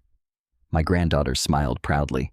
I'm 8 now, and I'm 6, her younger brother announced. I know. I've missed too much. The words slipped out before I could stop them. The little girl simply smiled. You're here now. Children have a remarkable gift. They often forgive far faster than adults. Ethan appeared behind them. Come on in. The house smelled wonderful. Roast chicken, fresh bread, apple pie. The kind of dinner Evelyn used to prepare every Sunday. For just a second, it almost felt like she was still with us. Ethan's wife, Lauren, greeted me warmly. It's good to see you, Christopher. I smiled. It's good to be here. There had been a time when Lauren wasn't sure whether I even wanted to be part of their lives. She never said it aloud. She didn't have to. My absence had answered that question for her. Dinner was surprisingly ordinary. The children argued over mashed potatoes. Lauren laughed. Ethan told stories about community events at the precinct. Nobody mentioned Harper. Nobody mentioned the investigation. Nobody mentioned the years we'd spent apart. For one evening, we were simply a family sharing a meal. After dinner, my grandson disappeared into his bedroom. He returned carrying something almost as old as he was, a toy police badge. Not just any badge, the very one Ethan had kept since childhood. Dad gave this to me, the little boy said proudly. I wear it when we play police. I looked toward Ethan. He smiled quietly. I thought it was time. I swallowed hard. I hope you take good care of it. The little boy nodded enthusiastically. I will. Watching 3 generations share the same small plastic badge felt strangely symbolic. Objects don't carry meaning because they're expensive. They carry meaning because of the love attached to them. Later that evening, after the children had gone upstairs, Ethan and I sat on the back porch with cups of coffee. The autumn air had grown cool. Neither of us hurried to speak. Eventually, Ethan broke the silence. I've been thinking about Mom. So have I. He looked toward the stars. I used to blame you. I know. I blamed the badge. I blamed your career. He smiled sadly. But lately, I've realized something. What? If Mom were here, she probably would have been telling both of us to stop being so stubborn. I laughed. That sounds exactly like her. He nodded. I think we both spent years grieving differently. I buried myself in anger. You buried yourself in work. He wasn't wrong. I wish I'd understood that sooner. So do I. For a while, we simply listened to the wind moving through the trees. Finally, Ethan spoke again. I have another invitation. Oh, the city council is holding a community appreciation ceremony next week. I heard. They're recognizing the officers who helped rebuild public trust. I nodded. I'll be there. He smiled. as a guest. I looked at him curiously. What do you mean? He didn't answer. Instead, he changed the subject. I guess you'll find out. The following Thursday evening, the community center was filled beyond capacity. Residents packed every seat. Local reporters stood along the walls. Children waved small American flags. Several retired officers attended as well. Chief Rebecca Lawson opened the ceremony with a short speech praising the department's progress. Then she surprised me. The final speaker tonight? She smiled toward the audience. Is Officer Ethan Miller. I looked toward my son in surprise. He hadn't mentioned this. Ethan walked slowly to the podium. He looked nervous, much more nervous than I'd ever seen him during a police operation. He unfolded a single sheet of paper, then quietly folded it again. Instead of reading prepared remarks, he looked directly at the audience. When I became a police officer, I thought leadership meant confidence. He smiled faintly. I was wrong. Then I thought leadership meant authority. I was wrong again. The room remained completely silent. Ethan continued. A few months ago, I helped laugh at a man everyone believed was just an old rookie. I judged him. I underestimated him. I forgot the most important lesson my parents tried to teach me. Respect isn't earned by rank. It's shown through character. He looked toward me. Our eyes met. For a moment, it felt as though we were the only two people in the room. My father once missed too many moments because he believed serving others meant sacrificing everything. His voice grew emotional. I spent years believing that meant he didn't love me. I was wrong. The audience remained silent. I've learned that people can make painful mistakes and still love each other deeply. He took a slow breath. So, tonight, I'm not honoring Captain Christopher Miller? He smiled. I'm thanking my dad. Every person in the room stood. Applause filled the auditorium. I remained frozen in my chair, not because of the applause, because of the words. My dad? For years, I'd wondered if I would ever hear Ethan say those words with pride again. Now, the entire city had heard them. Ethan stepped away from the podium and walked directly toward me. Without saying a word, he hugged me. The applause grew even louder. I closed my eyes for just a moment. Some victories aren't measured by medals. Some promotions matter more than rank. And some moments are worth waiting 20 years to experience. As we stepped apart, I glanced upward. For the first time since Evelyn left us, the ache inside my heart felt just a little lighter. I hoped she could somehow see us, because the family she'd worked so hard to hold together had finally found its way home. Winter arrived with the first light snowfall of the year. From the window of my office, I watched white flakes settle quietly across the parking lot of East River Precinct. Patrol cars rolled out one after another, their headlights cutting through the early morning darkness. The station felt different now, not because the building had changed, because the people inside it had. Months earlier, officers had walked these same hallways afraid to speak. Now they questioned procedures when something didn't look right. They double-checked evidence. They corrected one another respectfully. Most importantly, they understood that honesty wasn't something reserved for inspections. It had become part of everyday life. That was the kind of culture I had hoped to build. One morning, as I finished reviewing reports, Olivia Carter knocked on my office door. Captain, come in. She stepped inside carrying another folder. You asked for the quarterly community trust survey. I smiled. Already? She nodded. We just finished collecting the results. I opened the folder slowly. The numbers spoke for themselves. Citizen confidence in East River Precinct had increased by nearly 40%. Complaints had dropped to the lowest level in more than a decade. Volunteer participation in neighborhood safety programs had doubled. I looked up. This isn't because of me. Olivia smiled. No, it's because people finally believe this department belongs to them again. Those words meant more than any promotion I'd ever received. After she left, I walked through the precinct one more time. Officer after officer greeted me. Not because they had to, because they wanted to. Young recruits now approached veteran officers with questions, instead of pretending to know every answer. Supervisors checked evidence personally, rather than assuming someone else had done it. Small habits, small changes. Together, they had transformed an entire department. Near lunchtime, Ethan stopped by my office.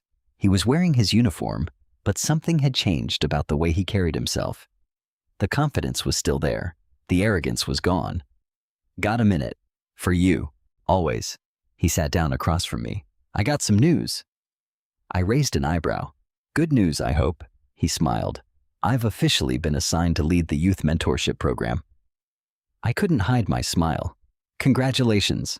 He nodded. I almost couldn't believe it. "You earned it." "I know." He laughed softly. "A few months ago, I would have thought someone just handed it to me. And now I know the difference." "What difference?" He looked directly at me. "There's a difference between receiving an opportunity and earning trust." I couldn't have said it better myself. He reached into his folder and handed me a photograph. Dozens of neighborhood children stood beside patrol cars, smiling proudly. Several officers were kneeling beside them, helping them try on child-sized safety vests and bicycle helmets. In the middle of the picture stood Ethan, surrounded by children, laughing. The image reminded me of another little boy, one who used to wear a plastic badge around our living room, one who believed police officers could make the world a safer place. I realized something. That little boy had never disappeared. He had simply gotten lost for a while. "I'm proud of you," I said quietly. The words hung in the air. Ethan looked at me for several seconds before smiling. "I've been waiting a long time to hear that." "I know. I should have said it years ago." He shook his head. "What matters is, you said it now." That afternoon, Chief Rebecca Lawson stopped by unexpectedly. She closed the office door behind her and smiled. "I've got a question." "What kind?" "How serious were you about retirement?" I laughed. "I was wondering when you'd ask." She sat across from my desk. "The department would like you to stay." "I appreciate that. But..." I looked around the office, the framed department flag, the captain's nameplate, the photographs from recent community events. Everything represented one chapter of my life, a chapter I was finally ready to close. "I think it's time." Rebecca nodded slowly. "I thought you might say that. I've spent 33 years wearing this badge. I don't want to wait until I forget why I loved the job." She smiled warmly. "You've earned the right." I was thinking. I hesitated. My last day should be simple. No speeches, no parades, no fuss. Rebecca laughed. "You know that's impossible." As it turned out, she was right. My retirement ceremony took place 2 weeks later. The entire precinct attended. Current officers, retired officers, community leaders, families, even several people whose lives I'd crossed paths with decades earlier. Mrs. Grant came carrying a homemade apple pie. Harold Jenkins stood proudly in the front row after finally announcing his own retirement. Olivia Carter had recently been promoted to sergeant. She looked more confident than ever. And Ethan stood beside Lauren and the children. Front row, exactly where family belonged. Chief Lawson spoke first. She listed awards, commendations, years of service, successful investigations, community achievements. I appreciated every word, but those weren't the moments I would remember. When she finished speaking, she surprised me one final time. "I've asked someone else to say a few words." She smiled toward Ethan. He shook his head in mock disbelief. "You didn't tell me." Rebecca laughed. "I wanted it to be a surprise. Ethan walked slowly to the podium. This time, he didn't carry any notes. He didn't need them. "When I was a little boy," he began, "I thought my dad was the strongest man in the world." The audience smiled. Then I grew older. I decided he cared more about his job than about me. He looked toward me. I spent years believing that story. I even helped strangers humiliate him because I thought I already knew who he was. The room became very quiet.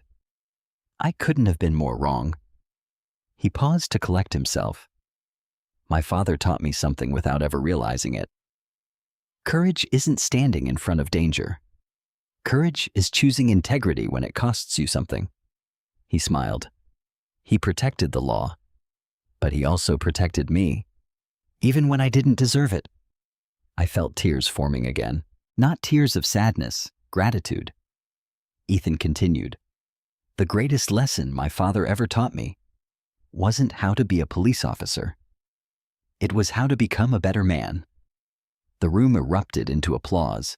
When Ethan stepped away from the podium, he walked directly toward me. Instead of shaking my hand, he embraced me. "Dad," he whispered, "I love you." For just a moment, I couldn't answer. Not because I didn't know what to say, because I dreamed of hearing those words again for so many years that they hardly seemed real. Finally, I whispered back, "I love you too, son." The applause faded into the background. Nothing else mattered. Not the ceremony, not the badge, not the title. Just my son. Later that evening, after everyone had gone home, I returned to the precinct one last time. The building was quiet.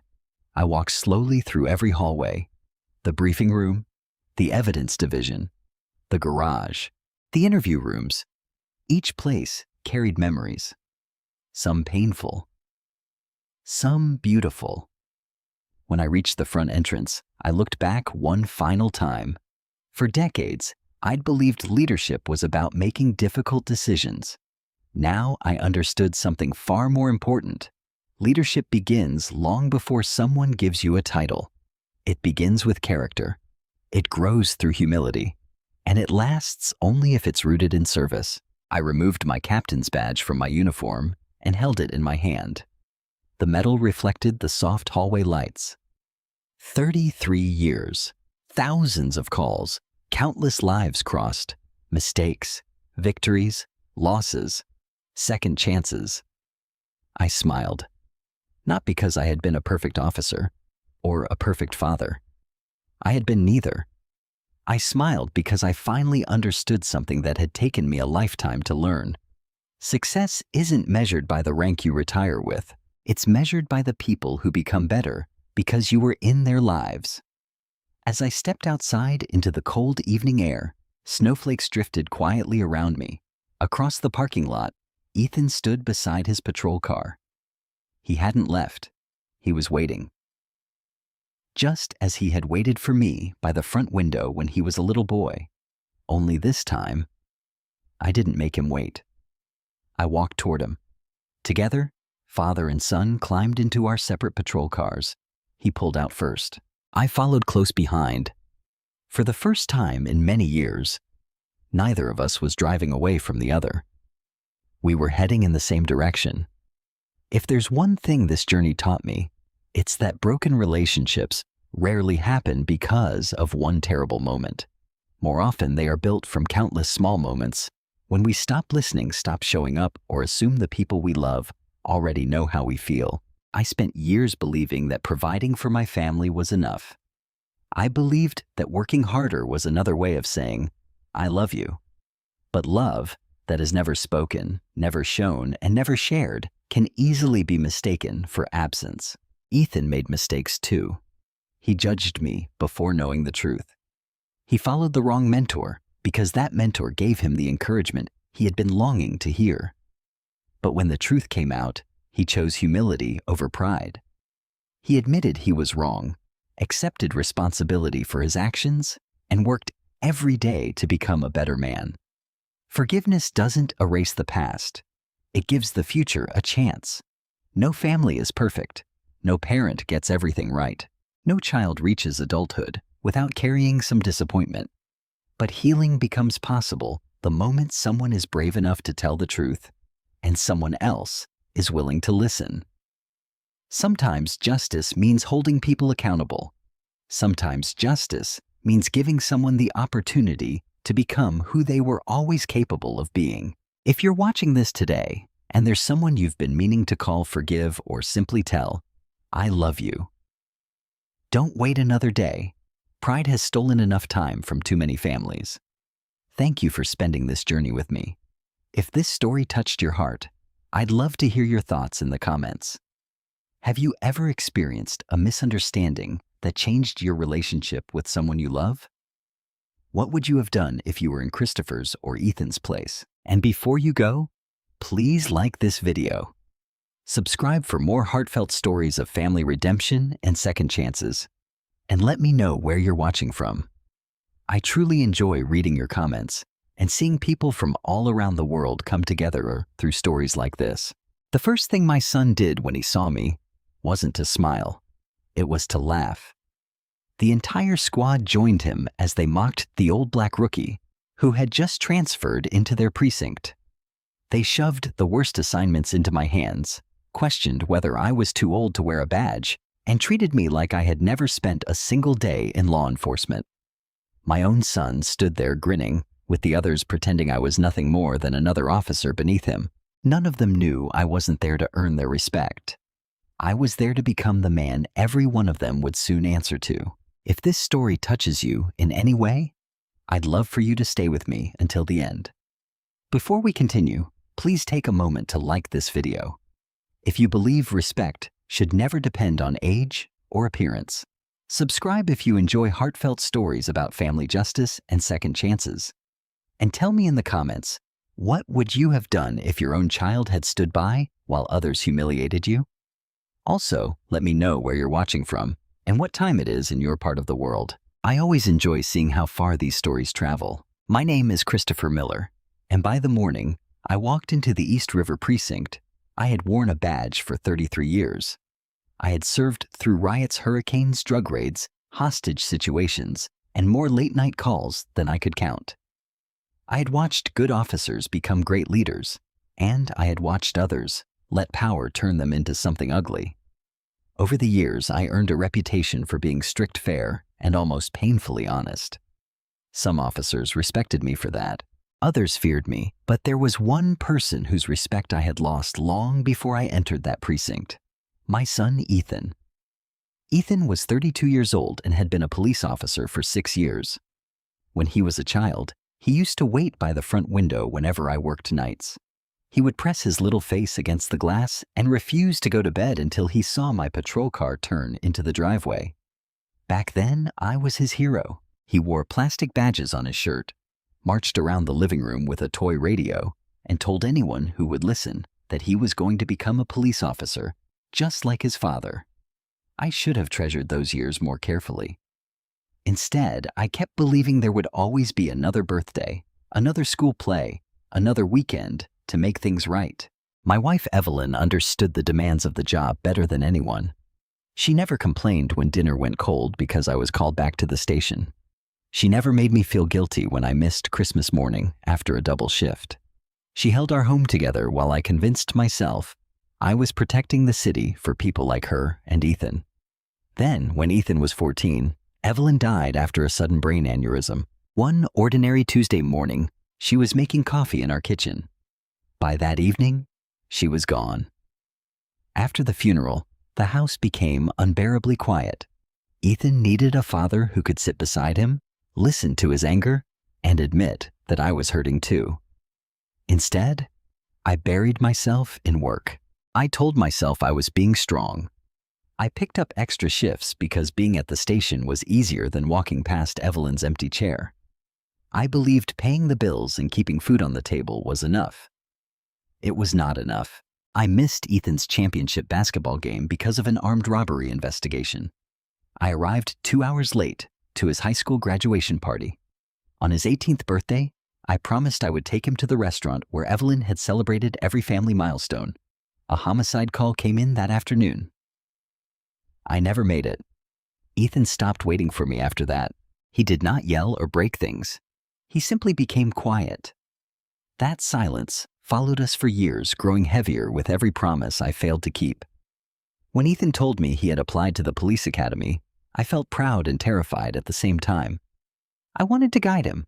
I wanted to introduce him to the right people and make sure he was placed under honest supervisors.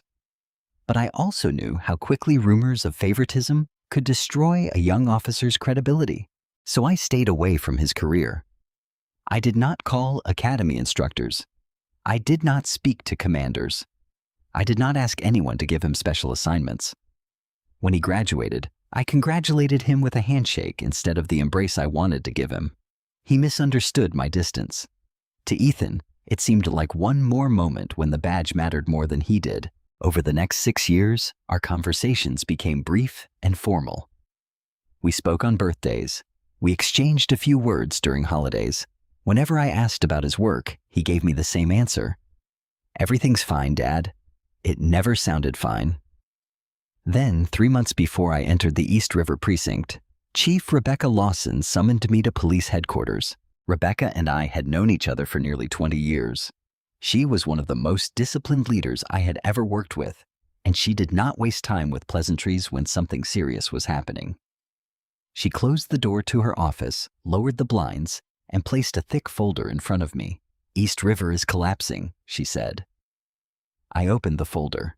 Inside were complaints from civilians, anonymous letters from officers, missing evidence reports, disciplinary cases that had mysteriously disappeared, and pages of statistics showing that public trust in the district had fallen to its lowest level in 20 years.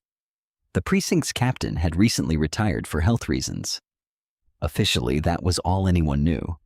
Unofficially, headquarters suspected that several senior officers had been protecting one another. "We need someone who can take command without warning them first," Rebecca told me. "Someone they won't recognize as a threat until it's too late." I looked through the personnel roster. That was when I saw Ethan's name. My stomach tightened. "You knew my son worked there," I said. Rebecca nodded. "That's why I hesitated to ask." I closed the folder and stared at her. Taking command of East River would mean supervising my own son. It would mean investigating the people he worked beside. Worse, if Ethan had become involved in anything improper, I might be forced to discipline him or arrest him. "I won't protect him if he's guilty," I said quietly. "I know," Rebecca replied. "That's why I chose you." The plan was simple but dangerous. My appointment as captain would remain confidential for 2 weeks. I would enter the precinct as a transferred patrol officer and observe the culture from the inside. Only Rebecca, 2 officials at headquarters, and an internal affairs investigator would know my true assignment. The secrecy was necessary because previous inspections had failed. Whenever supervisors announced a visit, reports were corrected, evidence rooms were cleaned, and every officer suddenly followed procedure. This time, no one would have time to prepare. I signed the confidentiality agreement that afternoon. I did not tell Ethan. Part of me wanted to call him. I imagined saying, "Son, I'm coming to your precinct, and everything is about to change." But doing that could compromise the entire operation. More than that, I needed to see who Ethan was when he believed no one important was watching. That thought frightened me more than any armed suspect ever had. The night before my transfer, I sat alone at my kitchen table with Evelyn's photograph beside me. She was smiling in the picture holding Ethan when he was 8 years old. He had both arms wrapped around her neck, and I stood behind them in uniform. I touched the edge of the frame. "I don't know what I'm going to find," I whispered, "but I promise I won't run from him again." The next morning, I put on a patrol officer's uniform without captain's insignia. I removed every sign of my true rank and drove across the city before sunrise. As the East River precinct came into view, I felt the weight of the assignment settle across my shoulders. I believed I was walking inside to expose a broken department. I had no idea I was also about to discover just how deeply my own family had been broken. The moment I stepped through the front doors of East River Precinct, I understood why Chief Rebecca Lawson had insisted I arrive undercover. No orientation, No handshake, no welcome, just silence. A few officers looked up from their desks, glanced at my gray hair, then exchanged amused smirks before returning to their conversations. One of them whispered something I couldn't quite hear, and laughter spread across the room like a wave. I had seen this kind of culture before. When disrespect becomes normal, corruption is never far behind. A civilian receptionist looked at a clipboard. "You the transfer." "Yes, ma'am." She barely looked at me. "Lockers in the back." That was all. No one even bothered introducing themselves. I carried my duffel bag toward the locker room, listening carefully. Years in law enforcement had taught me something valuable. People reveal themselves when they believe you're unimportant. One officer laughed loudly. "I heard headquarters dumped another dinosaur on us." Another answered, "He'll probably retire before he learns everybody's name." More laughter followed. I didn't react. Every insult was another piece of information. Inside the locker room, I quietly placed my belongings into an empty locker. The uniform I wore was intentionally plain. No ribbons, no commendations, no command insignia, just another patrol officer. Exactly as planned. I had barely finished changing when the locker room door swung open. 3 officers walked inside. Standing between them was my son. Ethan looked older than I remembered. The confident young man who had graduated from the academy 6 years earlier had become broad-shouldered and muscular. His uniform fit perfectly. His badge shined. His movements carried confidence. For one brief second, I saw the little boy who used to run into my arms whenever I came home from work. Then our eyes met. Recognition flashed across his face. It lasted less than a second. He looked away. One of the officers beside him grinned. "So you're the old transfer." I nodded. "Christopher Miller." The officer smirked. "Guess headquarters is lowering the hiring standards." The others laughed. I waited. Would Ethan say something? Would he simply acknowledge me?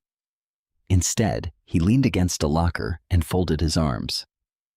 "So you're the guy replacing Officer Jenkins on patrol." His voice was calm, professional, cold. No trace that I was his father. "Looks like you'll have trouble keeping up." The others laughed even harder. I looked directly at him. There wasn't anger in his eyes. There wasn't embarrassment. There was something much worse. Indifference. As if I were a complete stranger. "I'll do my best," I answered quietly. One officer slapped Ethan on the shoulder. "You're right. He probably can't even run half a mile." Someone else added, "Hope he knows how to fill out paperwork. That's about all he'll be good for." Ethan chuckled. Just a small laugh. But it cut deeper than every insult from the others combined. I reminded myself why I was here. Observe. Don't react. The lieutenant entered the locker room a moment later. Lieutenant Daniel Harper, mid-50s, perfectly pressed uniform, expensive watch, friendly smile, sharp eyes. Everything about him projected authority. Everything except his eyes. His smile never reached them. "So," Harper said while looking over a clipboard, "Christopher Miller." "Yes, sir." "I hear you've got 30+ years." "That's right." He nodded slowly. "Sometimes experience helps." He paused. "Sometimes it just slows everyone else down." More laughter. Harper smiled as if he had delivered the funniest joke in the room. Then he tossed a ring of old keys toward me. "They're for storage." I caught them. "The basement." "Exactly. What needs to be moved?" He smiled. "Everything." One of the younger officers whistled. "That's 6 years of junk." Harper shrugged. "Good way to see if our new transfer still has a back." Everyone laughed again, including Ethan. I picked up the keys without complaint. The basement smelled like damp concrete and old cardboard. Boxes were stacked to the ceiling. Broken filing cabinets. Discarded office furniture. Dust covered nearly everything. There was no reason one patrol officer should be assigned this task. It wasn't work. It was humiliation.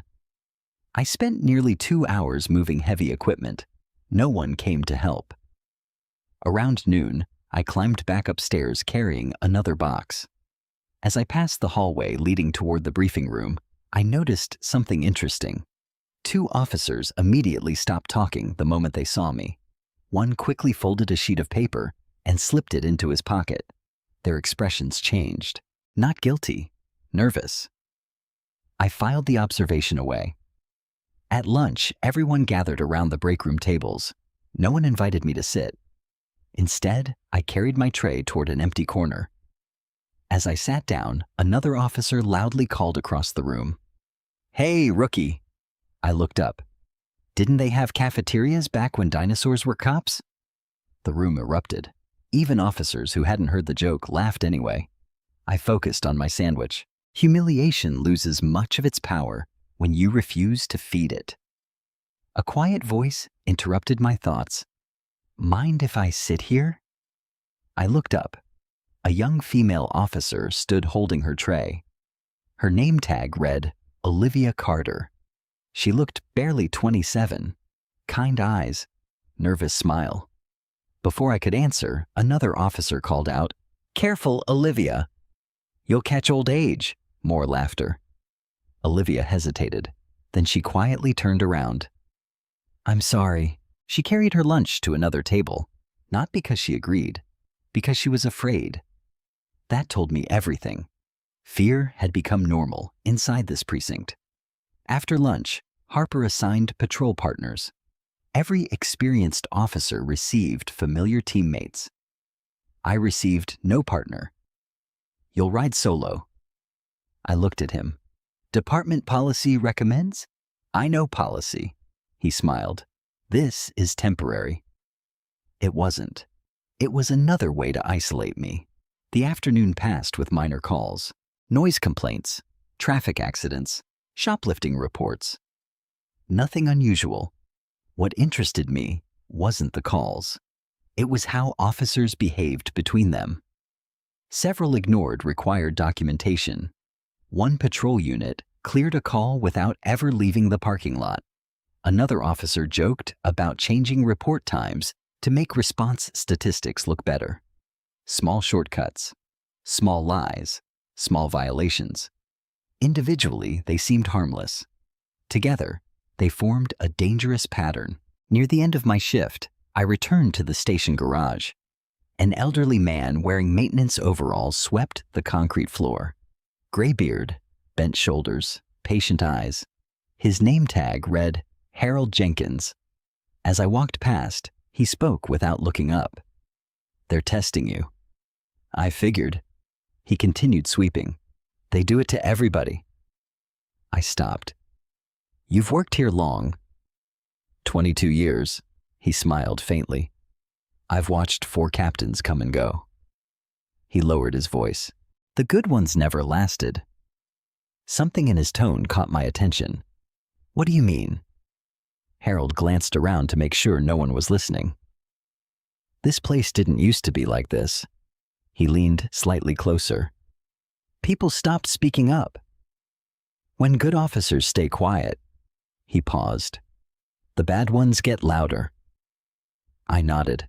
Before I could ask another question, Harold whispered something that sent a chill through me. "If you think the bullying is the real problem," he shook his head, "then you haven't seen anything yet."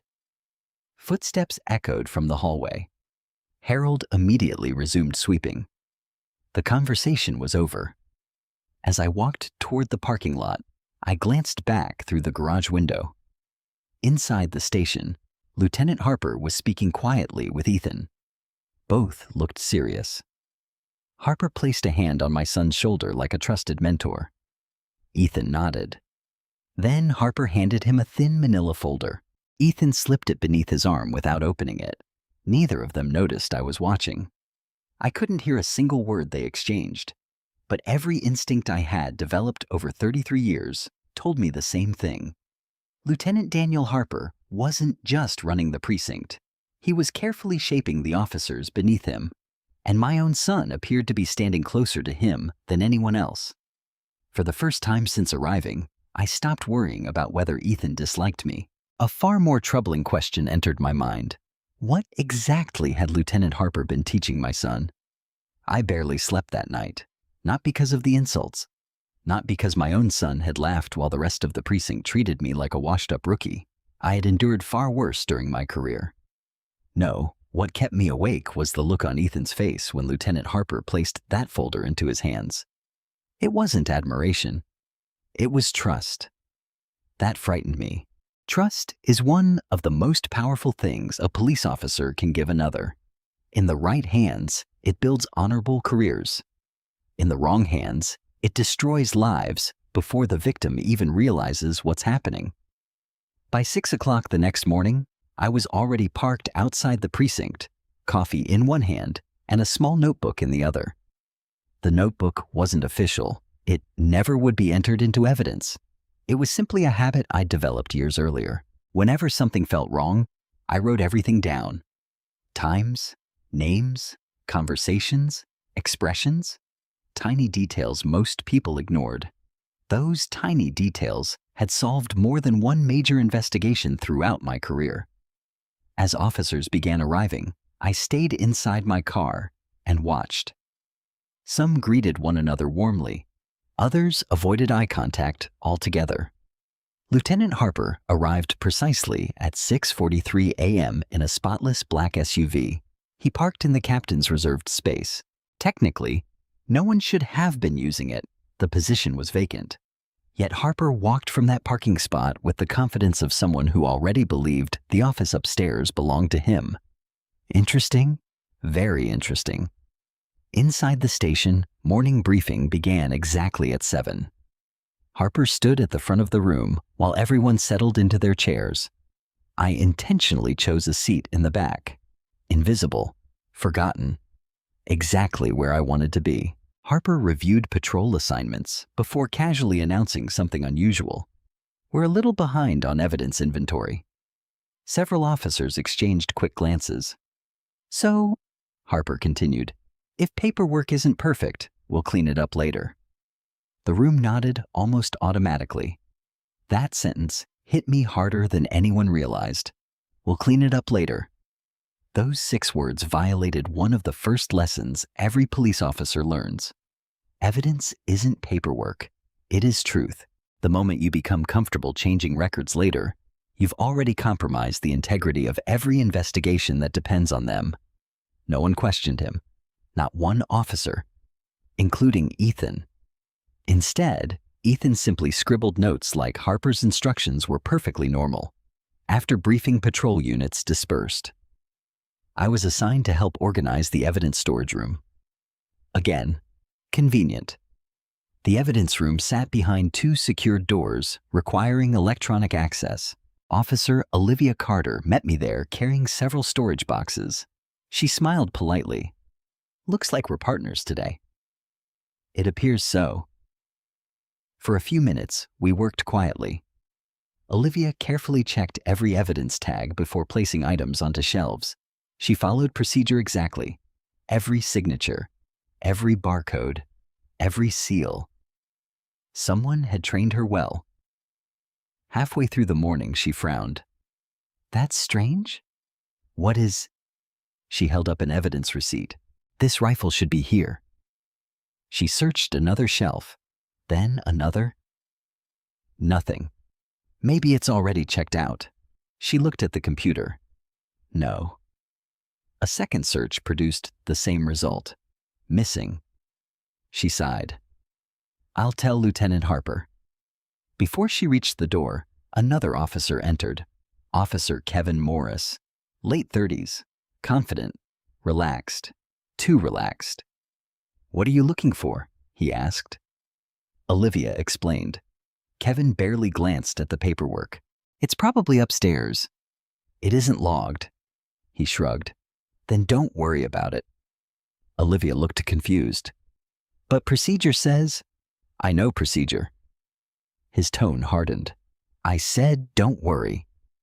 Then he walked away. Olivia stood silently for several seconds. Finally, she whispered, This happens more than it should. I pretended not to react. Inside, another warning bell began ringing. One missing firearm could be a clerical mistake. Several missing items pointed toward something else. That afternoon, I accompanied Olivia to archive older case files. While carrying boxes through a hallway, I noticed Lieutenant Harper speaking with Ethan inside his office. The door wasn't fully closed. Their conversation drifted into the hallway. "Don't ask questions," Harper's voice. "Just sign where I marked." A pause. Ethan answered, "If you're sure." "I'm positive." Paper shuffled. Then Harper laughed softly. "You're learning." My heartbeat slowed. Not faster. Slower. Experience teaches you something strange. When you finally hear the clue you've been searching for, your mind becomes perfectly calm. I kept walking, never slowing, never turning my head. But I remembered every word. Later that afternoon, dispatch assigned Ethan and me to the same burglary scene. Apparently, another officer had called in sick. Neither of us looked particularly pleased. We drove separately. The homeowner, an elderly widow named Mrs. Grant, greeted us nervously. Someone had forced open her back door while she attended church. Jewelry was missing. Cash was gone. The house had been tossed upside down. While Ethan questioned the victim, I quietly examined the entry point. The pry marks looked fresh. Mud covered the kitchen floor. A broken flower pot lay near the window. Simple observations. Then I noticed Ethan. He wasn't listening. Not really. He rushed Mrs. Grant through her statement. About how much money? Maybe $600. Any suspects? No. Okay. He began closing his notebook. I interrupted gently. "Mrs. Grant." She looked toward me. "Did anyone unusual know you were leaving for church today?" She hesitated. "My landscaper." "Anyone else?" "My grandson mentioned posting family pictures online this morning." "Interesting," I continued. "Did anyone recently repair your back fence?" She blinked. "Yes." "When?" 2 days ago." That explained the pry marks. Someone familiar with the property. Someone who knew exactly where weaknesses existed. Ethan looked at me. For the first time all day, genuine surprise crossed his face. Mrs. Grant continued remembering details. By the time we finished, the suspect list had narrowed considerably. Back outside, Ethan spoke quietly while loading equipment. "You've done this before?" I smiled slightly. "A few times." He almost smiled back. Almost. Then Harper's patrol SUV pulled into the driveway. The moment Ethan saw him, his expression changed again. Professional, guarded, respectful. Harper stepped out. "What have we got?" Ethan summarized the case. Harper barely acknowledged my observations. Instead, he nodded toward Ethan. "Good work." Then he climbed back into his SUV and drove away. Not one word to me. That wasn't what bothered me. What bothered me was Ethan's reaction. He looked pleased, like a son receiving approval from a father. My chest tightened. Years ago, Ethan had looked at me that way. Now he looked at Harper instead. The realization hurt more than I expected. Back at the precinct, I quietly reviewed several recent burglary reports while everyone prepared to leave. Something caught my eye. 3 cases. Same neighborhood. Same method of entry. Different detectives. Yet every report used identical wording. Word for word. That almost never happens. Police reports are like fingerprints. Each officer develops their own writing style, unless someone edited them afterward. I copied the report numbers into my notebook. As I closed the file cabinet, I noticed Harold Jenkins sweeping nearby. Without looking at me, he quietly spoke. "You're asking the right questions." I remained focused on the cabinet. "You've noticed." "I notice everything." He smiled faintly. "Old men become invisible. So people stop hiding things." I couldn't help smiling. I know the feeling. Harold's expression quickly became serious. Lieutenant Harper wasn't always in charge. No, there was another lieutenant before him. What happened? Harold stopped sweeping. He retired. Something about the pause felt wrong. You don't believe that? Harold looked around carefully. Then he whispered only 4 words. He didn't choose retirement. Before I could respond, another maintenance worker entered the hallway. Harold immediately returned to sweeping, as though nothing had happened. I walked toward the exit with far more questions than answers. Missing evidence, edited reports, young officers following orders without question, a lieutenant acting like the captain, an older leader who supposedly retired, but perhaps hadn't wanted to. And Ethan. My son wasn't behaving like a corrupt officer. He behaved like someone who genuinely believed he was learning from the right mentor. That distinction mattered. Because if I was right, Ethan wasn't the architect of this broken precinct. He was becoming its next victim. And I had a growing suspicion that Lieutenant Daniel Harper had been planning that outcome long before I ever walked through the station doors. That evening, I drove home without turning on the radio. Normally, after a difficult shift, I liked the silence. It gave me room to think through reports, replay conversations, and organize facts in my head. But this silence felt different. It wasn't the silence of a police officer reviewing an investigation. It was the silence of a father wondering where he had lost his son.